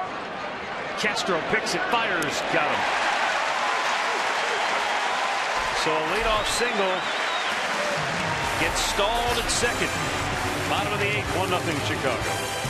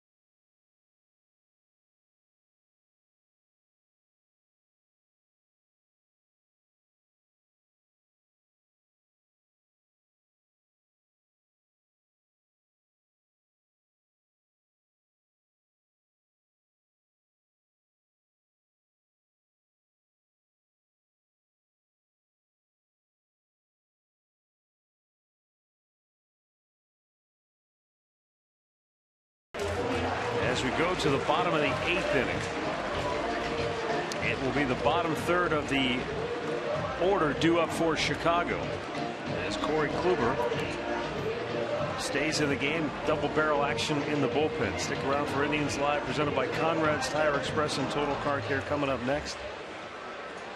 Roberto Perez now in the game behind the dish.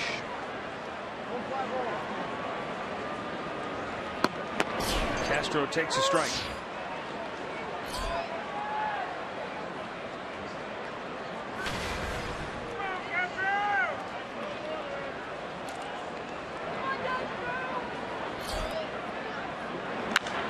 Line drive, base hit, center field.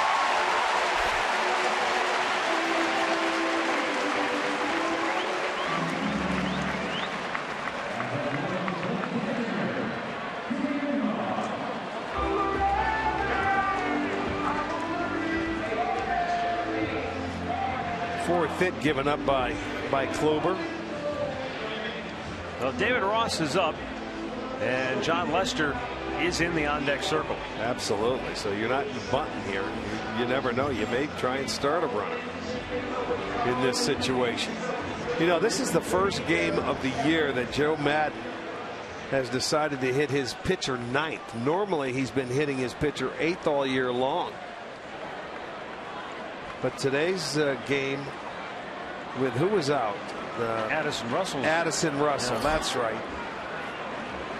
With him being out, this is the first time all year that his pitcher has hit ninth. So, different situation. This would have been the pitcher in that spot. Yeah, a lot of that had to do with the fact that the way his lineup rolled back over, he liked having the pitcher in the eighth spot. Yes. You know, and we talked about this when we were here before. He didn't just haphazardly arrive at this conclusion. He had talked to Tony La Russa, who had done it years earlier, and he asked him why he did it. And he said he had his own ideas, but when he heard Tony say it, he said, okay, I'm not crazy then. Yeah. But he's the first guy to do it pretty much every game. La Russa would pick his spots. True. Joe just said, the heck with it. I'm batting my pitcher eighth, and he did it that way every game. Isn't it funny how it works out this way now? You've got your catcher with your pitcher on deck, and you can't bunt here. Normally, it would be the way he has had it set up all year.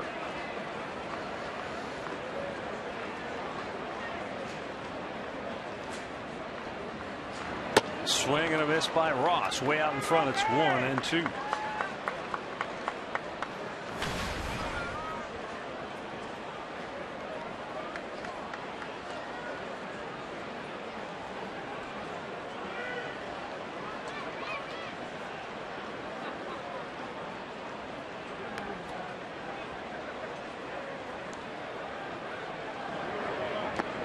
Down low. Good smother by Perez.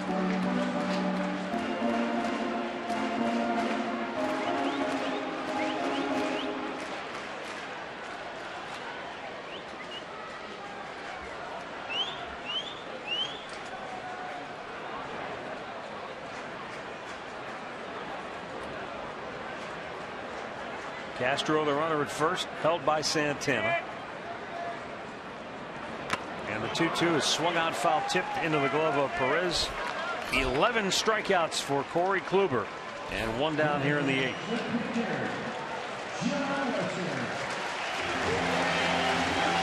And John Lester will bat for himself here in the eighth with one out.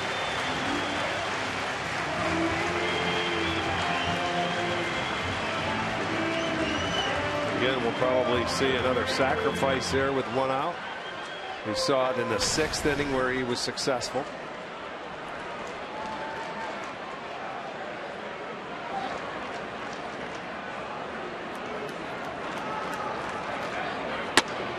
Pulls the bat back.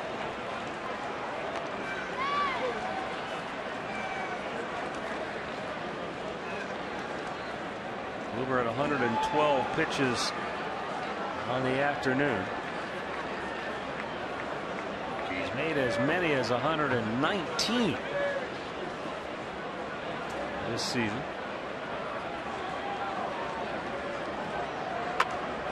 Butted up in the air. Perez can't get to it.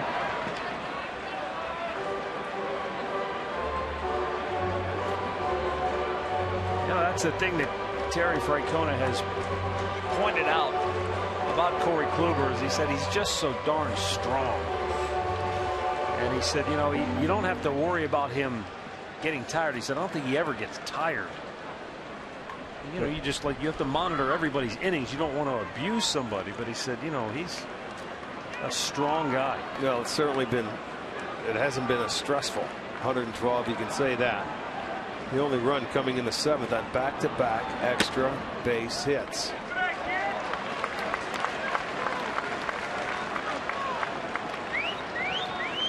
He's 2-1 to Lester.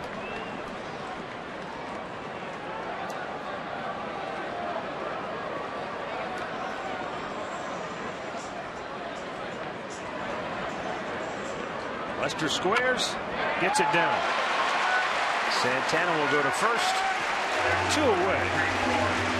Castro into scoring position. And we'll bring up Dexter Fowler. Well, I mean, that's all you can do when you're a starting pitcher in the National League. If you can just do that, it'll give yourself, your offense, at least one more opportunity to possibly drive in a run. So they're down to 2 outs, but Fowler's up there with a chance to do it because of the sacrifice. He has 2 on the afternoon.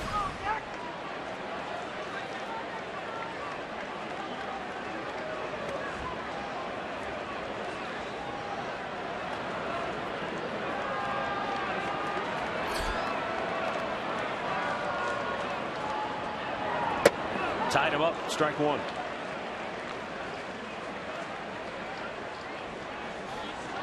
Well, I think because Corey Kluber is the leader that he is on this club, he's earned the right to try and pitch himself out of this inning and still get a chance to win. No question about it.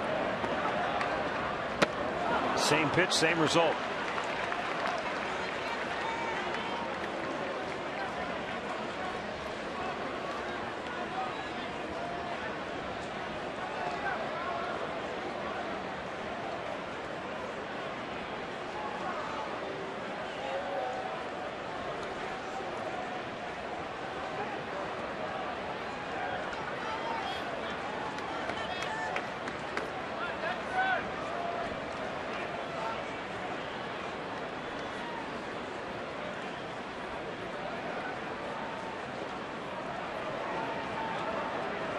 And now the 2-strike pitch to Fowler. Out of play.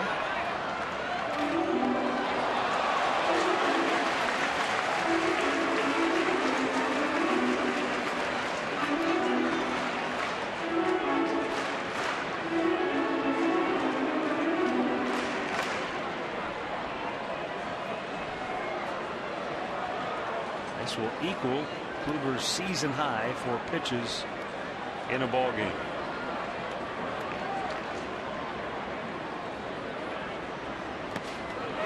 That hit him. Well, in the dirt, 1-2. Boy, it was close.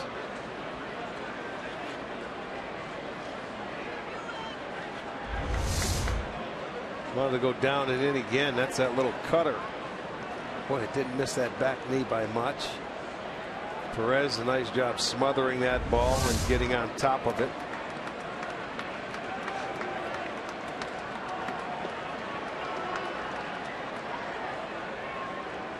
Now the 1-2. A little bit low.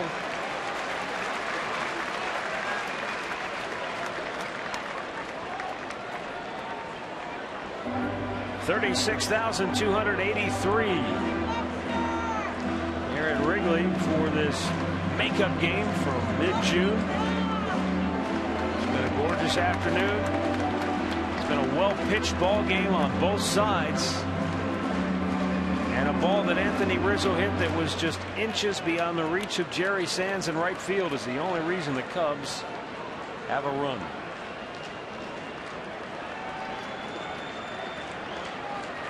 Chicago just now getting a right-hander up in their bullpen. Not sure if that's Rondon or it not. is.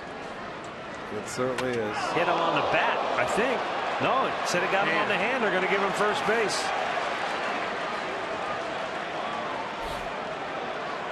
Going to come out and check on Fowler.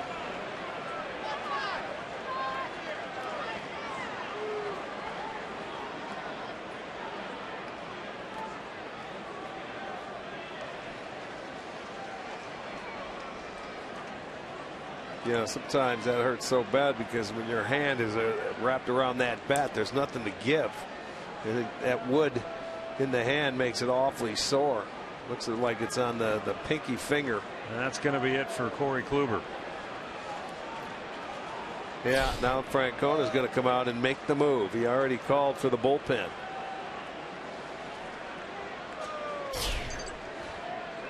So the Cleveland Clinic call to the bullpen has been made. Corey Kluber goes out after giving up 1 run in 7 2/3 innings.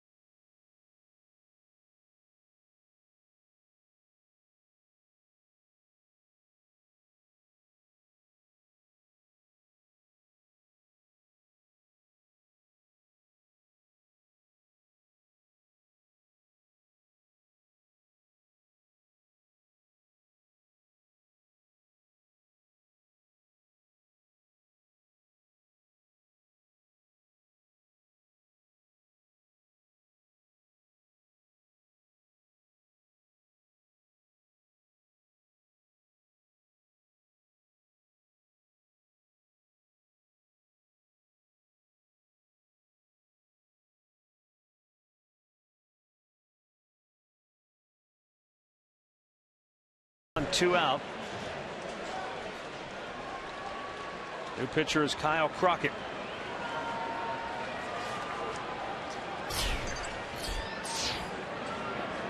Crockett on for the 20th time this year. No wins or losses. ERA of 4.09. He's walked 5, struck out 9 in his 11 innings of work. He's on with Schwarber at the plate. Schwarber struck out all 3 times against Corey Kluber this afternoon.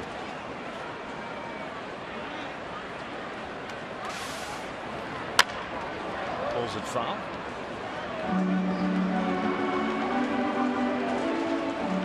And a count 0-2.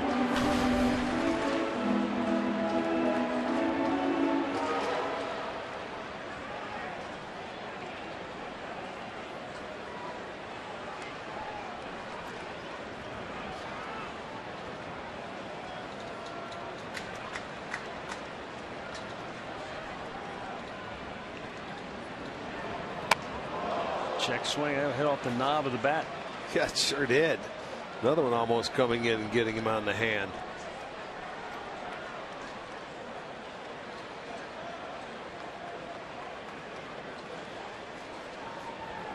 Well, another start where Kluber was excellent.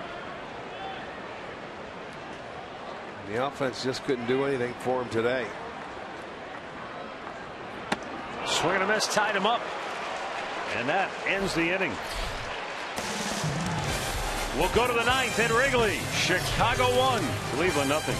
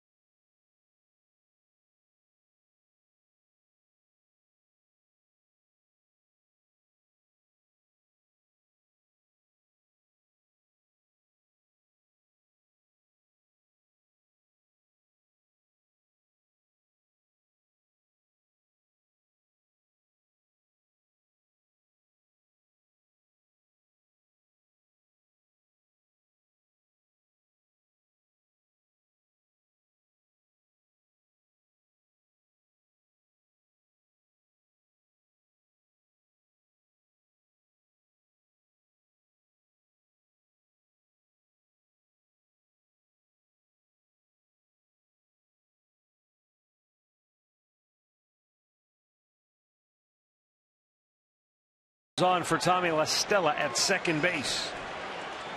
John Lester will face Ryan Rayburn to start the ninth inning. Rayburn looks and hit on the back foot, and the Indians get the tying run aboard to start the ninth. How about that first pitch? And Abraham Almonte will come on and run for Ryan Rayburn. How's that for your day at work? Go up, see one pitch, get hit, and you're out of the game. Well, he won't have to shower today now. He got on base, job done.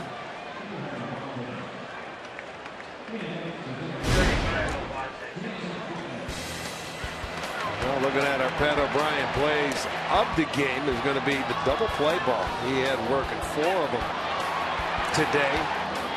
The 2-for-1 ball, 4-6-3. Santana has grounded into a pair of them, 4-6-3. Jason Kipnis takes a strike. Kipnis 1 for 3. He singled in the 4th. Struck out his last time up. The Indians have yet to attempt a stolen base against Lester today. And to me, it's hard for me to believe that they won't run on him when they've had opportunities. He never throws to first base. He's thrown over twice all year. And now Kipnis has taken 2 strikes, so he's going to have to go into swing mode now.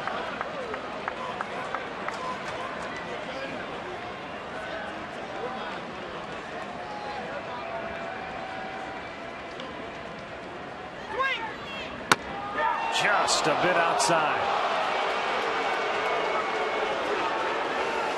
Trying to expand that zone on a little cut fastball here that's out off over the plate. But it is off the plate. He was able to get Jason to chase one his last at bat. Strikes him out, 1 away. 5th K for Lester.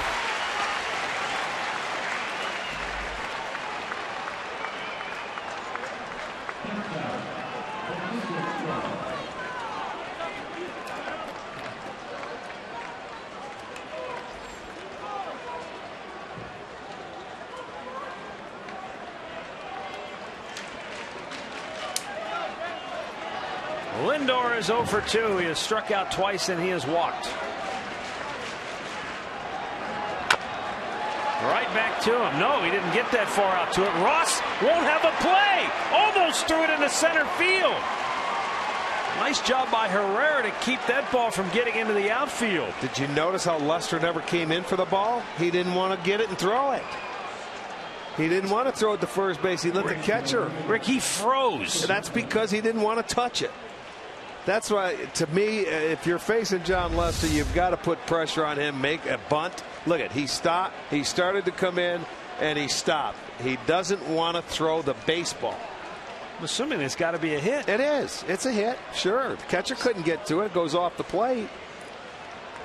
And then he pump fakes it like he's going to go to first and come back behind to try and get the runner making the turn. It'll go as a single.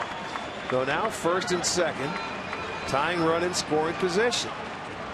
Michael Brantley 1 for 3 on the afternoon.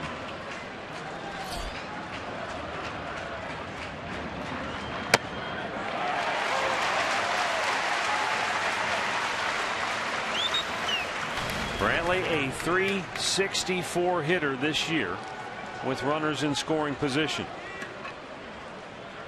Though he is 0 for 1 here today, and that opportunity came back in the 4th inning.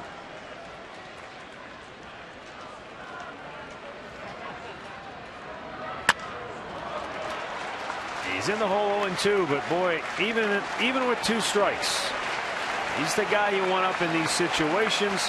He's driven in a dozen in his last 15 games.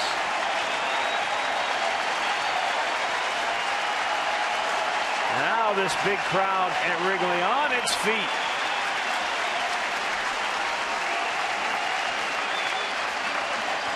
Lots of Indians fans sprinkled throughout.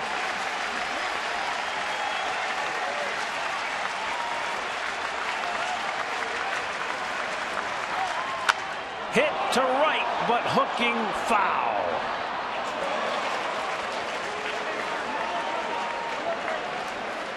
Thought they were going to come inside on Brantley.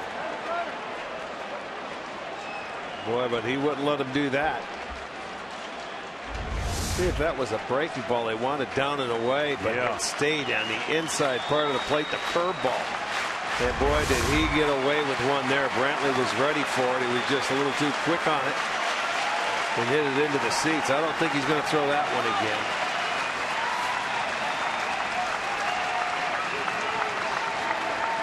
Two on, one out, 2-strike pitch time called. Well, so far, at least up to this moment, there's your difference in the game. The inside pitch to Bryant that somehow, or to Rizzo, that somehow he kept fair down the right field. His was a fastball in there. You know what I'm saying? And this one, the one that Brantley just hit, was a breaking ball.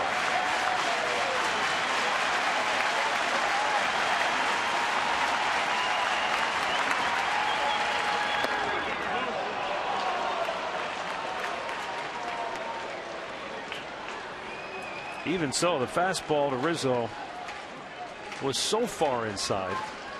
He hit it off his back hip. He probably couldn't tell you how he kept it fair. This is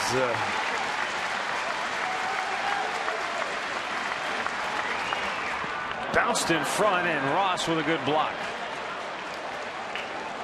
That's especially critical in this situation, because if the runners move up, now the tying run is at third with only one out. And that changes the at bat for Brantley. Rondon ready in the Chicago bullpen. But Lester still, as you see there, only about to make his 95th pitch. But he's going through the lineup now for the 4th time today. A rarity for starters anymore.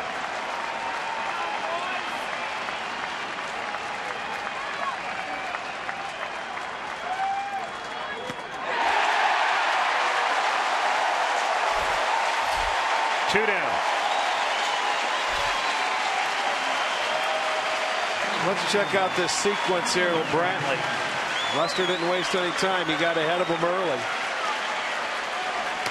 There's the fastball for strike one. And then there was a high cutter. And then he tried to throw that slow curveball that he made a mistake with. There's a cutter down and away. He missed. Missed with 2 of them. And then he goes right back with a good fastball away just off the plate. And gets a strikeout. 2 outs down to their last out. Santana has hit into 2 double plays today.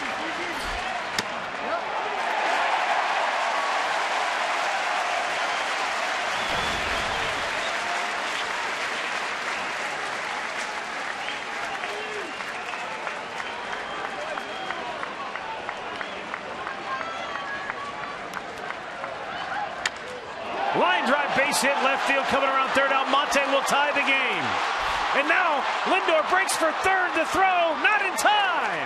Go ahead run 90 feet away. Carlos Santana delivers a 2-out RBI single to left, spoiling it for Lester, and we've got a brand new ball game.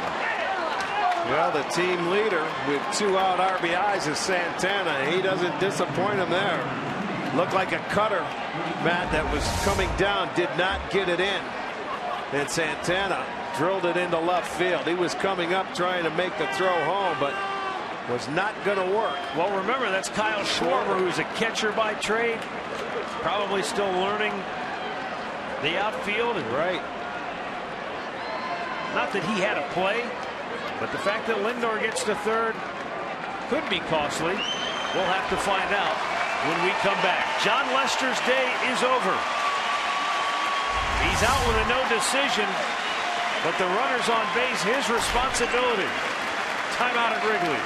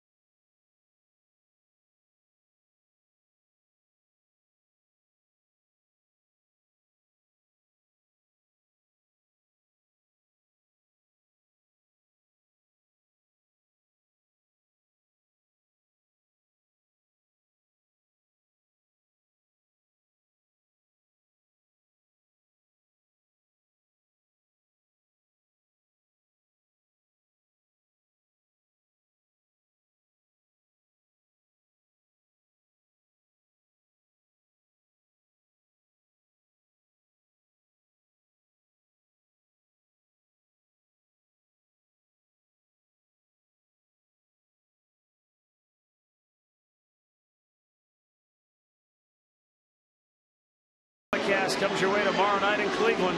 Brewers will be in town. Indians Live starts our coverage at 6:30. First pitch at 7. Hector Rondon, originally signed with the Indians.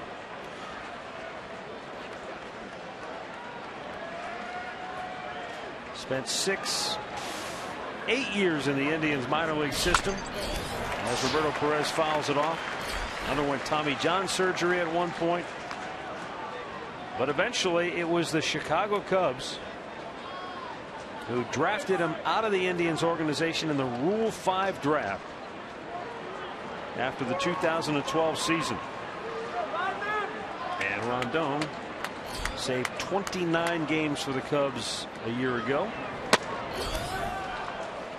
23 out of 27 this year.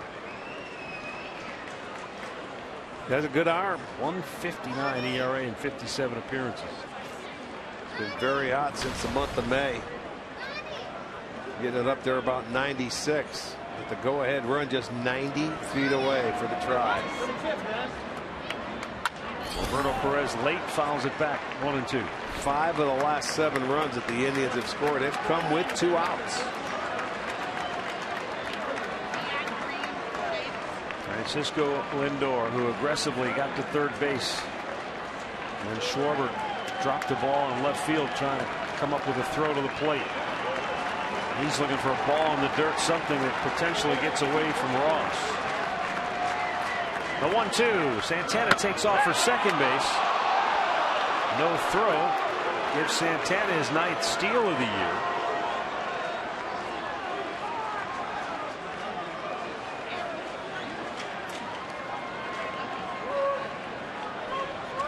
Hit here could mean 2.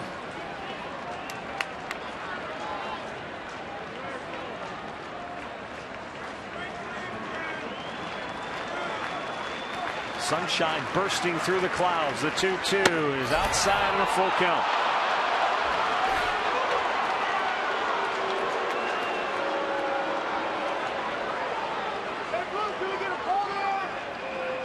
They really give you the lines here at Wrigley. Outfielders bunch toward the gaps.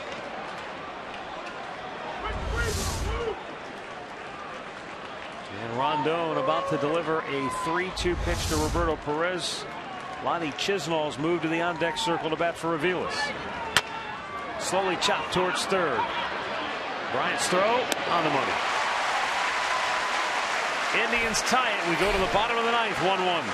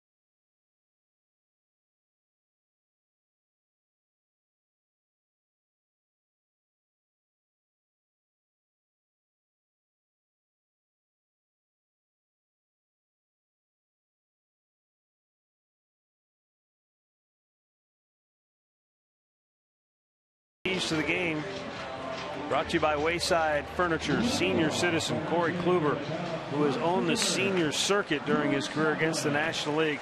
10-1 with a 1.87 ERA. He was brilliant again today. Gave up one stinking run. Yeah, well, at least he got a no decision out of the thing. He was looking there, staring at a loss until that offense came in and took him off the hook in the 9th inning. 11 strikeouts for Kluber. Kyle Crockett got the last out of the 8th. It's Zach McAllister to pitch in the bottom of the 9th. Chris Coughlin to lead it off for Chicago takes a strike.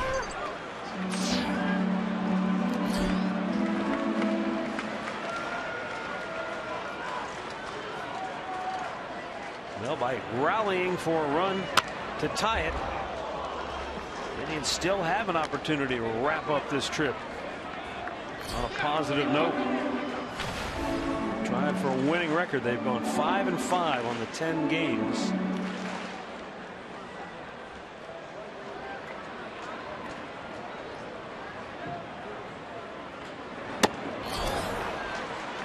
Coughlin quickly dispatched by McAllister, one away.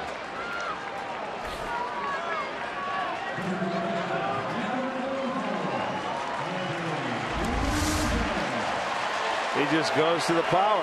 Fastball right there that he comes up empty. The 13th strikeout of Cubs hitters today. Kluber had 11. Crockett came on. He got his one hitter. And now McAllister, his first hitter, gets a strikeout. Big Anthony Rizzo drove in the only run for the Cubs in the 7th.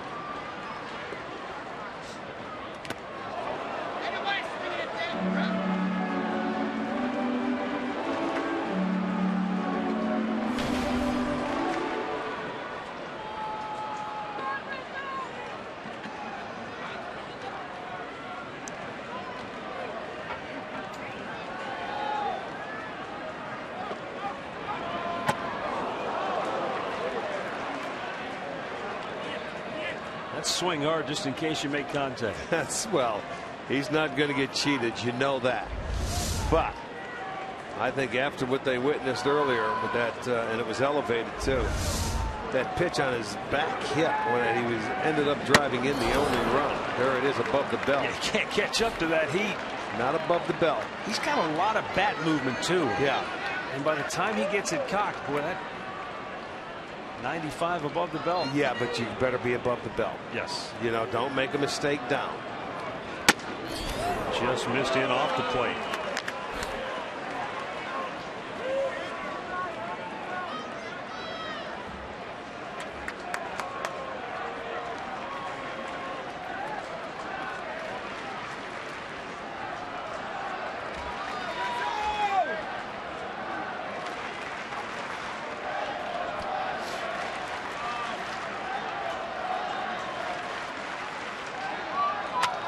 Hop back into the seats.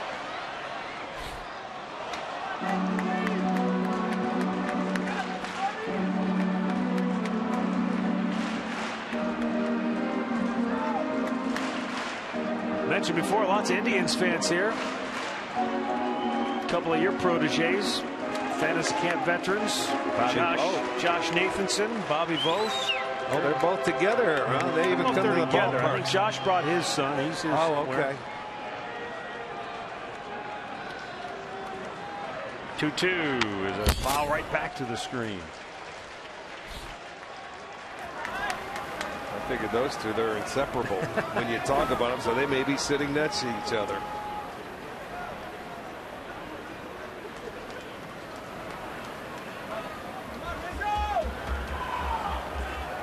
We're in the bottom of the 9th with one out, tied at 1. Down low. No, good at bat for Rizzo. It looked like he was overmatched early on, but McAllister has not been able to entice him to get after a pitch. And now a full count.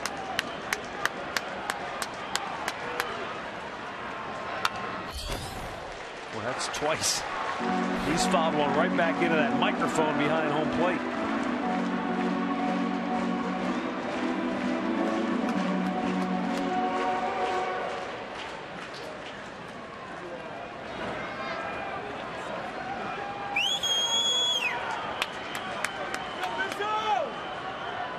The 3-2. Onto the roof. He's hanging in there. Well, now you know every pitch has pretty much been a fastball, so he has the speed. He's got that gauged. It's just a matter of you know, keeping it up to where you don't find his zone.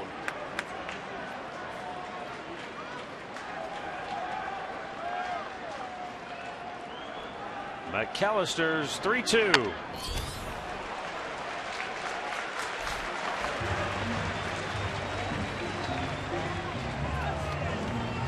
This will be the 10th pitch of the at bat.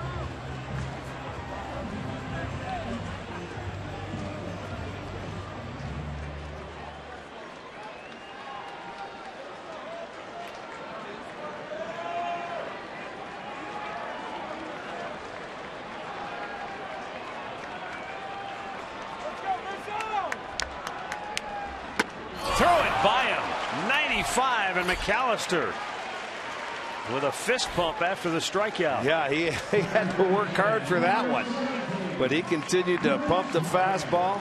Rick, this is just, he straight challenged him. Yeah, I mean, there it is. That one was in there, and boy, he was elevated, and then he finally got one down a little bit, and he came up empty. So that was a good battle between both guys, and McAllister very pumped, rightfully so.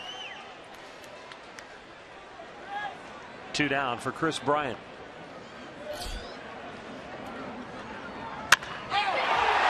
High fly ball, right field.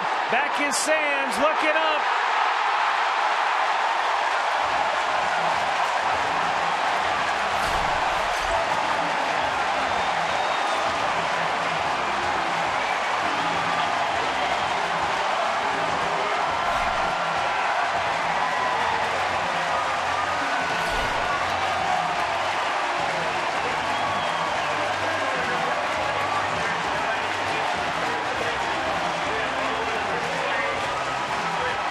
The kid they didn't want to call up early in the season. Now they can't live without him. Chris Bryant, his 20th home run of the season. His last 12 have all come here at Wrigley Field. And the Cubs win it 2-1. I think it might have been the second breaking ball that McAllister threw since coming on. He pumped nothing but fastballs to Rizzo, and the first breaking ball to Bryant. He is going to hit it up into that wind and deep into right field.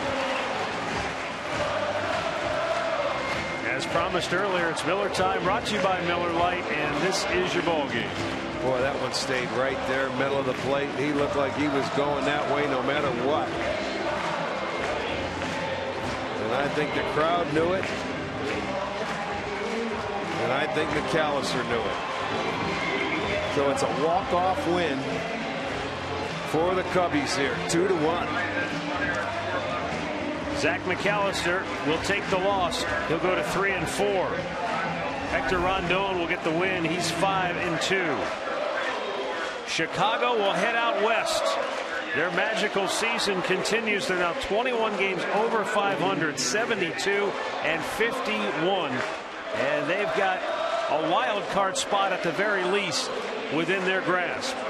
The Indians finish the road trip 5-6, and they'll come back home with a mark of 58 and 66 on the year. Been a heck of a road trip. Thanks for being with us. For Rick Manning and Andre Knott, I'm Matt Underwood. Thanks so much for being with us. Stay tuned for Indians Live, presented by Conrad's, coming up next.